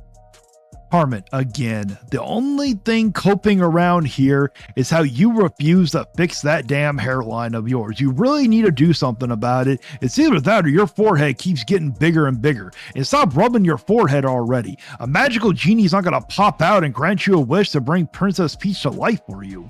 to preface this, like during every direct going forward, never, ever want to hear people complaining about price points, especially when it comes to like re-releases of old games. Harmon, that Galaxy price for the Galaxy 1 and 2 is horrible. $70 is ridiculous for a game we've already gotten of Galaxy, and $80 games are terrible. You are going, and also charging $30 for cut content or $20 for cut content is ridiculous. Also, you are going to continue to hear about the price points, Harmon. Accept it. Games that aren't available anymore or new ones. Every single time Nintendo did any announcement, and I've seen like dozens and dozens of content creators do this, like every single time, like people are commenting on the Show us some fucking facts, you idiot. Harmon, yes, you really need to show some damn facts. Okay, I know it's not as good as Hellfire soundbite, but it'll work for now. price point. People are complaining about the hardware price. You know, people are just like doing everything they possibly can to avoid talking about the actual game. And this absolutely needs to stop. I have never seen so much complaining about $70 games. Like that. The reason why is because Nintendo chose to raise the price but didn't raise the quality along with it, Harmon. Literally every game they've released at $70 for the Switch 2 has not been worth it. Not a single one. All those $80 games that came out, they're not worth it either. That's just the long and short of it. Like Mario Galaxy is $80, but that's two $40 games bundled together, which you can pay separately. So what you're seeing completely irrelevant. They're reselling us a game that they already sold us in a collection already. Is people complaining about $70 games, which is the standard MSRP. It is cheaper than what games are going to be next generation. It's going to be cheaper than Grand Theft Auto 6.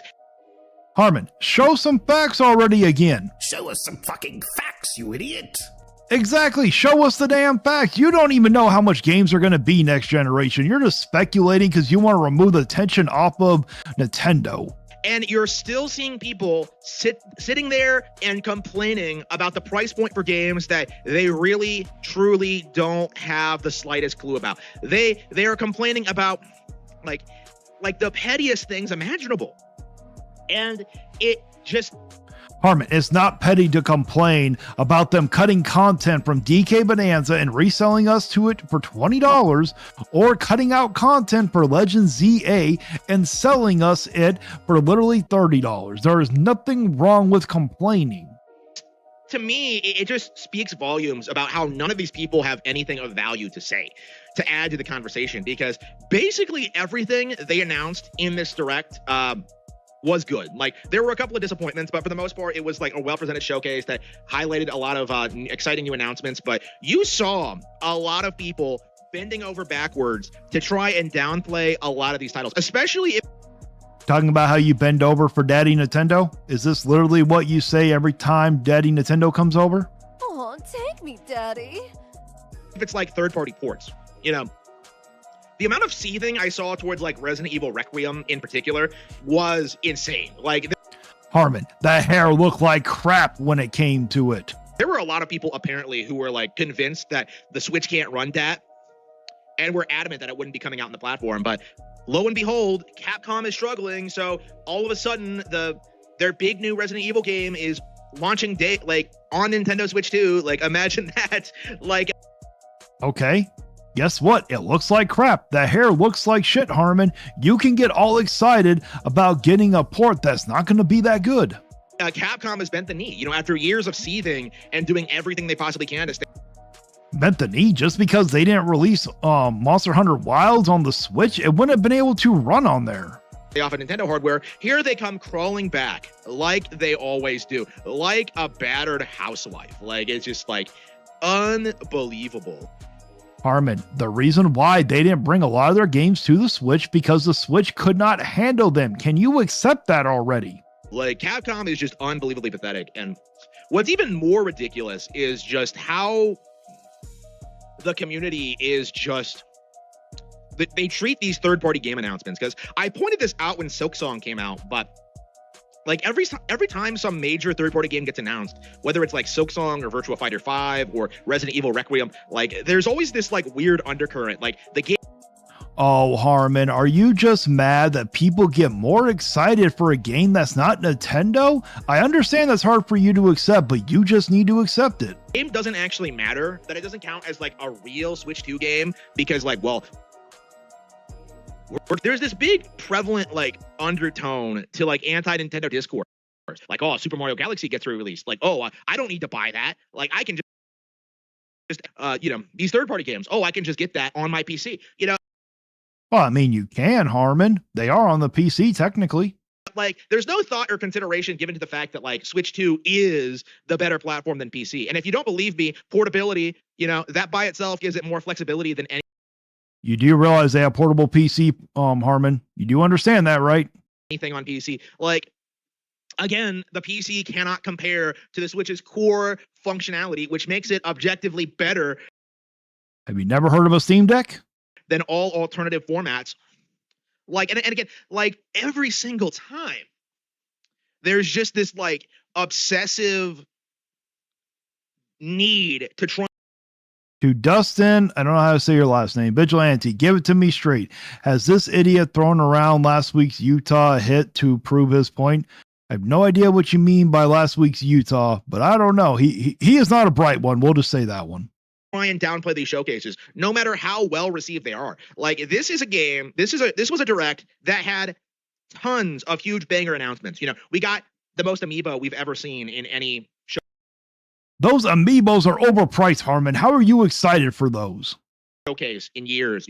We got the Mario Galaxy movie announcement. We got lots of 40th anniversary Mario related announcements. We got Okay, the new Super Mario movie, that's amazing. I will give you that one.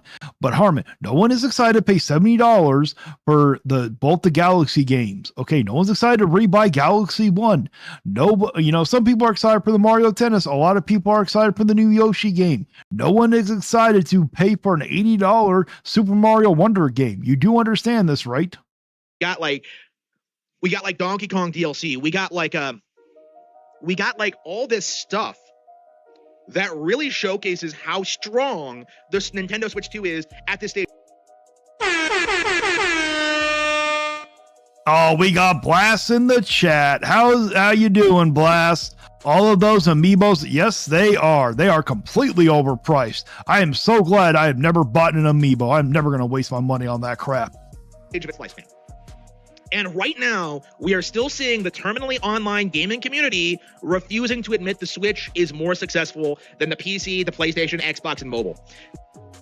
Well, the PS2 has literally sold more units than the Switch. Okay, there's only been the Switch, yes, is very successful, Harmon, but there are still two systems that have sold more, the DS and the PS2. You need to accept this, Harmon. Galaxy 1 got $20 upcharge. Yes, it did, Blast. Yes, it did. There is this very strong inability from the audience to understand that Nintendo is now a multimedia company, and something like Grand Theft Auto 6 cannot compete with Pokemon. That's why Grand Theft Auto 6 is probably going to outsell the whole Pokemon franchise, just like they did with Grand Theft Auto 5. That's just something that the community can't wrap its head around, is that like, because Pokemon has branched out into trading card games, into anime, into merchandising, like it is better. I mean, if you want to get technical, Harmon, it branched. I'm pretty certain. I know that the TV show was around before the video game. I'm pretty certain the card game was too. So if we're going to get technical, it went from an anime card game and branched into a video game into movies. You do understand that, right? You got that backwards. Then bigger than Grand Theft Auto 6. Like, it doesn't matter how many Yeah, Dustin, I don't think you're missing anything. I know that you could use the amiibos for stuff, but I have no want to. Units Grand Theft Auto 6 sells. It's never going to be as big as Pokemon. And that's also You're right. It's bigger than Pokemon. true for a lot of these other franchises. And I think most prevalently, Fire Emblem. Because this has become like a bit of a trend with every Nintendo Direct where like a Fire Emblem game gets announced. You get this like certain...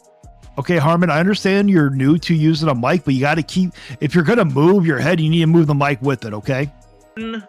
demographic that comes out and starts spurging about it and starts freaking out like, oh no, another Fire Emblem game. Like, Fire Emblem is one of Nintendo's most lucrative IPs now. I wouldn't really agree with that one. Okay, the Fire Emblem games don't sell amazing all the damn time. Yeah, Yeah. Okay. I think is it time to time him out there?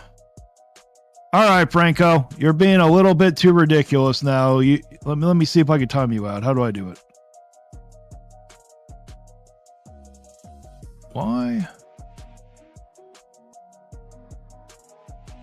It's not letting me time anybody out. I don't know why. I don't know why. My thing has been acting up. I don't know why I can't time people out. Yeah, I'm sorry, Blast. I can't do it. Who are you talking to, Blast? Are you talking to me about the mic arm? Oh, you're talking to Harmon, aren't you, about the mic arm?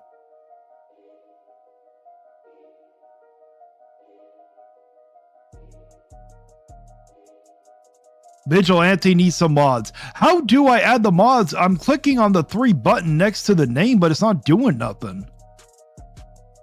I don't know why. No, not the edits. Let me see here. Can I do it on here? Okay, here we go. I found I had to go on to here. Add as moderator.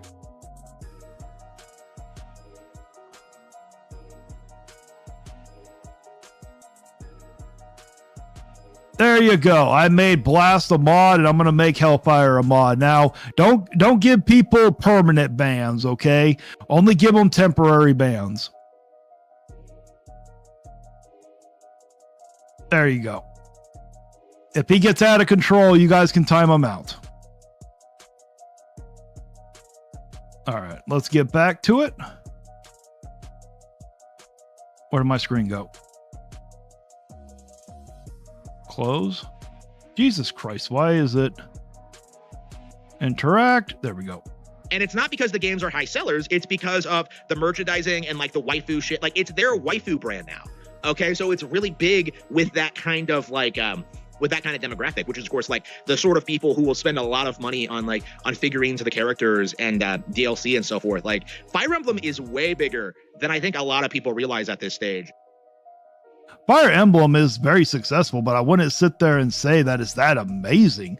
Harmon, I am a little excited because I finally played a game where I enjoyed the tactical combat for once, so I will actually give Fire Emblem a shot.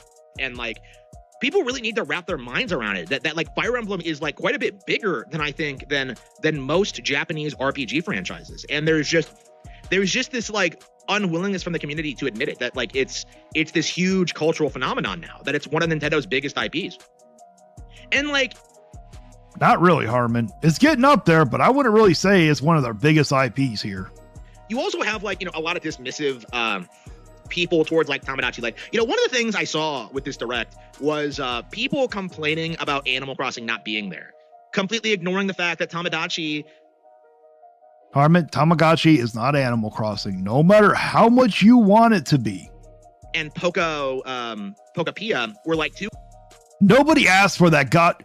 Anybody in the chat, did anybody ask for a Ditto spinoff game? I know I didn't. I love Pokemon, but no way did I ask for a Ditto spinoff with a Minecraft, Animal Crossing, Stardew Valley BS. Games that are very similar, you know, life sims that were also being produced by different studios and like should have some crossover appeal. Like if you're a fan of Animal Crossing, like you should be interested in like these alternate takes on the genre, right? Like to me, it just seems like people are obsessed with like Animal Crossing as a brand, but like I think it's kind of becoming like the Metroid thing now, where like it doesn't matter if other good games exist. The problem is like the status associated with that specific brand, and they aren't real. I mean, that's how it always goes, Harmon. That's just something you need to accept. Fans of the genre or the developer at all, they just like the status associated with. And that kind of goes into like, you know, I think kind of the grimmest, darkest aspect of this Nintendo Direct is that we saw Metroid Prime 4 again. And once again, I immediately came out and said, this is garbage. Well, a lot of people said it looked bad. That's nothing new, Harmon. We're not surprised. We understand you don't like playing big boy games. That is nothing new. This looks terrible. They haven't shown us any footage. They're hiding stuff. They're sending us. What are you talking about? They showed us gameplay at the end. Yes, they are hiding stuff. That is very true. The environments look like shit. But Samus in the motorcycle, and then when they get into the when she gets off the motorcycle, actually looks pretty good. But the environment and the open world part looks absolutely terrible. I will give you that one. Came out to die. Like I think that this game like had a really rough development cycle, and that there's nothing that anyone can do to salvage it. Like, I mean, Nintendo's had a rough development cycle of late. That's just how it's going for Nintendo.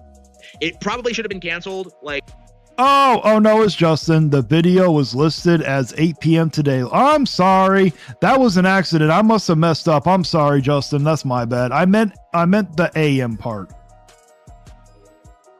when it was No one wants that, Blast. Nobody. Why the hell I would want when I have Minecraft Stardew Valley, Subnautica, Dragon Quest Builders, and guess what? Those are all on the Switch. Exactly. Nobody asked for that spinoff. You know, if they wanted to do a Pokemon spinoff, I think we would have rather had another Pokken tournament.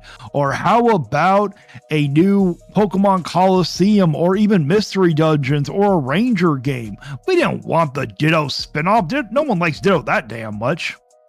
when they rebooted it the first time, but this is something that I've been saying for a long time, that like Metroid Prime 4 doesn't seem to be coming together very well. But everyone else made excuses for it. Everyone else said this game was going to be great, that I was like delusional, that this. I mean, you never know. It could be. I definitely don't think it's going to be worth $70. I can promise you guys that one, just by how bad their performance is. And unfortunately, Nintendo hasn't figured out how to make a damn game worth $70 yet. It was going to be one of the best games on Switch, and in the end, it didn't even like launch as a Switch exclusive. It's also coming to Switch too. Don't worry, King Paco. Nobody really likes Harmon Smith. I don't even think he likes himself at times. And it is the worst game that they have shown off so far. Like in this specific showcase. No, I disagree. That new Pokemon spin-off game looks like crap, Harmon. Don't even look fun. Metroid Prime 4 looked abysmal. And because of like the elitist Metroid fan attitude, they are completely incapable of acknowledging that Metroid Prime 4 is a disappointment. Well, of course, they've been waiting for this game, and it's like, but the thing is, Harmon, did you not watch the whole trailer? Did you not get until the after she hopped up on the motorcycle? When they actually got to the compact gameplay part, it actually didn't look too bad, Harmon. What they're doing is that they're sitting there whining, complaining, crying about every other Nintendo game. But at the end of the day, they're going to worship Metroid Prime just because it's a realistically rendered first-person adventure game. Oh, is that why you don't like it? Because you can't play those types of games because you're not that good at it? It's okay, Harmon. This is a safe space for you. Is the only reason that this game is getting any positive attention at all. It's you didn't see this happen with Dread. You didn't see this happen with Samus Returns. You didn't see this happen with Federation Force or Other M. Like, everyone was like pretty skeptical about all those games, but Metroid Prime 4 for years has gotten pass after pass after pass from the community. Just like you keep giving pass after pass after pass for Mario Kart World, DK Bonanza, Kirby and the Forgotten Land with the Starcross World DLC. Flipping the Switch, how's it going? How's it going, flipping the Switch? Yep, your favorite person, Harmon. It's because of their insane idea that this game is somehow going to make Nintendo like respected among the Western gaming sphere. That's all this is. That's all this boils down to, is that like it's just insecure people who wish more Nintendo IPs were like Metroid. And no, we just wish that more Nintendo IPs were good. I mean, they do have a lot of good ones, Harmon. There's nothing wrong with that. And there's nothing wrong with having Metroid Prime 4. Okay, Metroid Prime 4, maybe the story is going to be good. We will have to wait and see. But you need to understand this, Harmon. You're not going to always get everything you want. I don't think there's a single person that loves every single one of Nintendo's IPs. There are many people that like the Zelda games and the Mario games, but don't like Pokemon. I love most of the Nintendo games. Don't have any want to play Pikmin. I can tell you that much. If anybody's played Pikmin, I understand that you like Pikmin, but that game does not look like it's for me. I'm a Metroid fan. I've always been an advocate for the series, but at the same time. Exactly, Blast. It looks fun, but it shows the problem with the Switch 2 edition. They need to update the textures. The textures shouldn't be the same. Exactly. I had to go back and relook at it, but the beginning part of it and the environment just does not look good in Metroid Prime 4. There does need to be like an understanding with the community that like the image of the series online contrasts pretty heavily with the reality of it, where I would say Metroid as a brand is like one of Nintendo's most niche series. Like nobody talks about, like nobody plays it, nobody knows anything about it. Well, it's because they don't ever market it, Harmon, and they haven't been really releasing. I even went over this with Prime. The reason why the Metroid Prime remaster didn't do that good because they didn't market the damn thing. The games consistently don't do very well, right? Like they have this reputation for being these amazing games, and they are. But at the end of the day, they're not that popular because they have been long eclipsed in relevancy by every other Nintendo brand, by Donkey.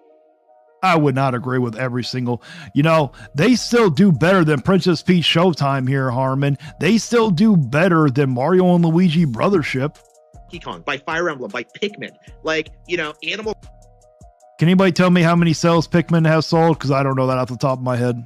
Crossing, Splatoon. Like there are just so many Nintendo IPs that get no attention at all that are doing way better than Metroid is right now. And instead of celebrating those games' successes and acknowledging that better games exist, all anybody can do is just endlessly seethe about Metroid not being as successful. Like they constantly make excuses for it. They say well, in all defense of Metroid, when those games came out, I believe they were out on the GameCube, and it wasn't like the GameCube had a huge install base. So we got to be realistic here on how much they're going to sell. Nintendo doesn't support it enough, or that they don't support it enough, Harmon. That's just a fact. This or that, they make all these excuses, but the long and short of it is that Metroid is just not appealing to a mass audience. Just like you're not appealing to a mass audience, we understand. Put some respect on Metroid's name, Harmon. To acknowledge, as Nintendo fans, that Metroid is not a system seller for Nintendo, in a lot of ways never was, and it does not deserve the reputation that it's earned among the online gaming community. It deserves a better reputation than Mario and Luigi Brothership and Princess Peach Showtime. Have no interest in worshiping Metroid Prime 4 just because it's a first-person adventure game. I have no interest in defending Retro Studios' actions and their inability to produce a product because they have shown time and time again that they. Oh, that's why I completely forgot, guys. That's why he doesn't like Metroid Prime. It's because it's made by a Western studio. We know how much the Rare Studio one or Retro, that is a Western studio. That's why he doesn't like Metroid Prime. I get it. Now we understand, Harmon, why you keep bashing Metroid Prime so damn much. Are completely incompetent and need to be called out for what they've been doing over the past several years. Harmon, you have no room to talk about anybody being incompetent. Pikmin overall sales are 11 million. Okay, that's actually quite a bit. The simple fact of the matter is, Prime 4 was one of the worst things shown off in this presentation, and I actually disagree. That spin-off Pokemon game was probably the worst. Or the cut content from Metro Prime, or the cut content from the Pokemon Legends ZA or DK Bonanza. That was the worst. I'm not seeing a whole lot of people talk about it. At least in the Nintendo. Oh, you are completely correct, Hellfire. No, they would not. Nintendo haters are talking shit about it, but they're actually right in this instance. That's more of a broken clock is right twice a day kind of thing, but by and large, Prime 4 looks like a complete disaster. And I've been saying this for a long time. I expect this to be the worst Metroid game ever. I think it's going to be worse than Other M by a wide margin. Is Other M, is that the remaster? Let me know down below. I see nothing exciting about this product at all. And I will be the first to speak out against it when it launches in December. So, yeah, please stay tuned for that. But, No. We don't need to stay tuned. Trust me, we're not going to stay tuned. In general, though, the Direct was very, very well handled. It was very well paced. It had a lot of exciting new announcements. And yet we're supposed to believe that for some reason, this was some underwhelming thing with no real announcements. And there were real announcements, Harmon, but yes, it was a little underwhelming. None of us, Hellfire. Other M is a completely different game from the okay, got you. I for some reason, I thought they were talking about the remaster. But Harmon, yes, it was underwhelming. I made a video about it. The problem was there were some good announcements, but there were a lot of terrible announcements. You just want to overlook the negative part of it. I do think that we do need to openly start condemning the the people in the community who act like this. Like, because everyone says they didn't announce anything that they wanted to play, and I'm just like, well, what do you want? You know, like that's kind of like my Okay, I actually kind of disagree. In that direct, there was something for everybody to play. I mean, they had a bunch of different genres here. I just think people were just being a little too picky on what they exactly wanted. default reaction when I see, like, I don't know, like random YouTubers like say it was a disappointing direct. Like, well, what did you Oh, I get it, Blast. Okay, it reminds me, I don't need to play it. want? Like, it's like, Harmon, you know what they want. They want a 3D Mario. the idea that this I mean, did you just have a brain fart where you literally had to think or something? was like some underwhelming direct doesn't hold up under any scrutiny at all. You know, I've been saying this for a while, but like the backlash towards Mario Kart World like doesn't seem to have impacted real world sales at all. You know, like the online game. Well, the reason why that game is selling so well is because they keep giving you a fake illusion of a sale. That's the only reason why. When in reality, when they're giving it to you for $50 with the bundle, that's the true value of the game. Gaming community is completely out of touch with the mass market. Like Bonanza is hugely successful, Mario Kart World is hugely successful, Dragon Drive was successful. Like there are just so many examples of Dragon Drive was not successful. Stop lying to your damn audience. The very few people that watch you, stop lying. these high-profile Nintendo games doing huge numbers, and yet Harmon, Dragon Drive was not a high-profile game. Stop your lying. Stop the cap already. like you still see people insisting that like Nintendo is on the verge. Well, oh no, it's Justin. How long do you usually stream for? Usually I go for 2 to 3 hours.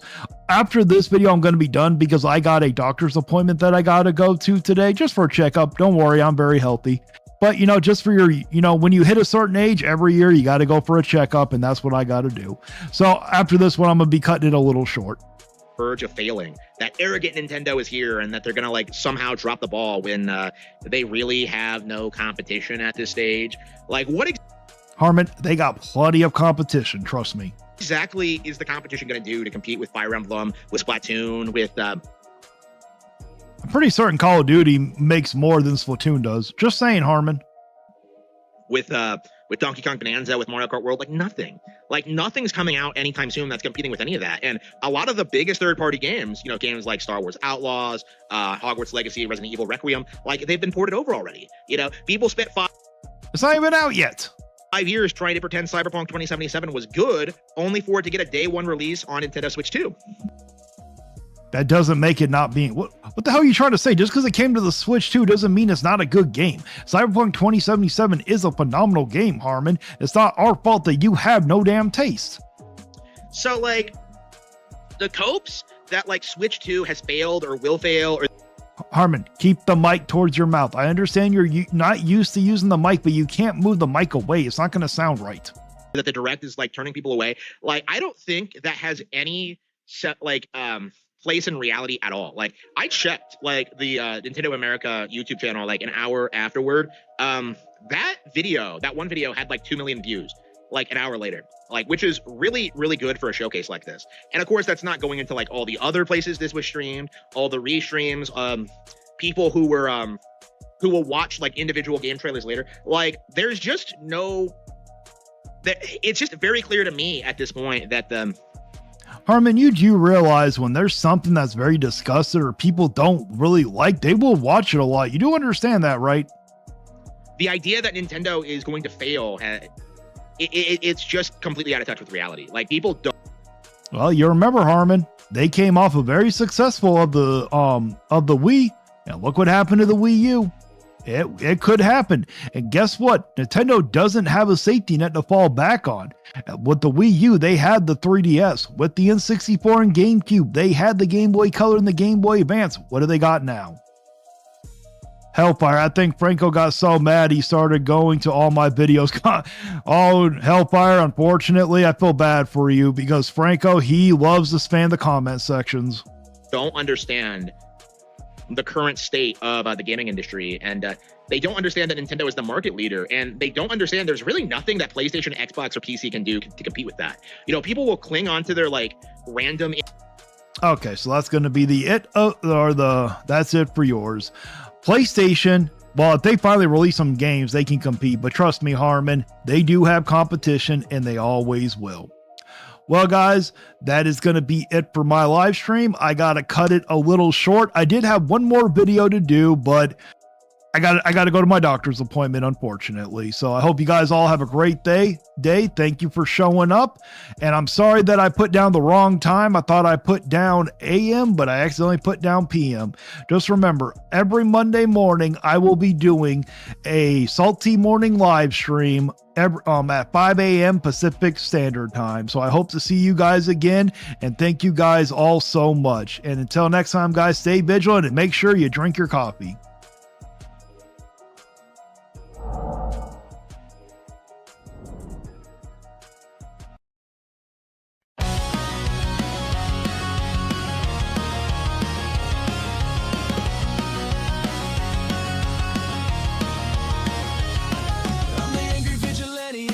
The fight, breaking down the walls in the dead of night. I don't come for peace, I come for the storm. Fanboys melt quick when the truth gets warm. Solve content's high, I'm collecting those tears. Just got started, but I'm cutting through fears. I'm not here for brand deals, I'm not for sale. I expose your lies, rip off the veil. You can cry in the comments, but you won't survive. Like and subscribe if you feel that vibe. We're hot and salty tears, tearing down the walls. Fanboys falling fast, hear the vigilantes calls. No fake reviews, no corporate lies, just truth and fire burning in our eyes. Common Smiths lost in Nintendo's dream, delusional faith blinded by the gleam. Defends every flaw like it's a sacred cause, but his blind devotion's just breaking laws. Player SS brings no honor or pride, throws family shade when he's running to hide. No integrity, just bitterness and spite, but the vigilante's here to set it right. We're hot and salty tears, tearing down the walls. Fanboys falling fast, hear the vigilante's calls.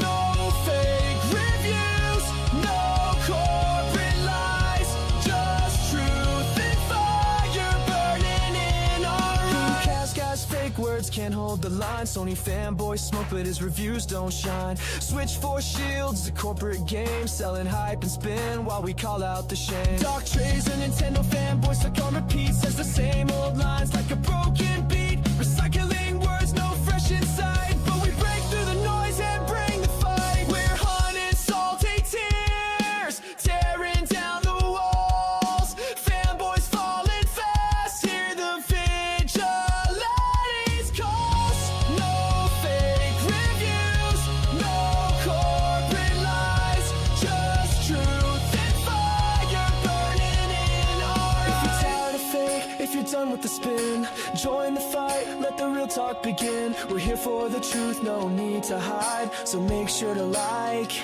and subscribe.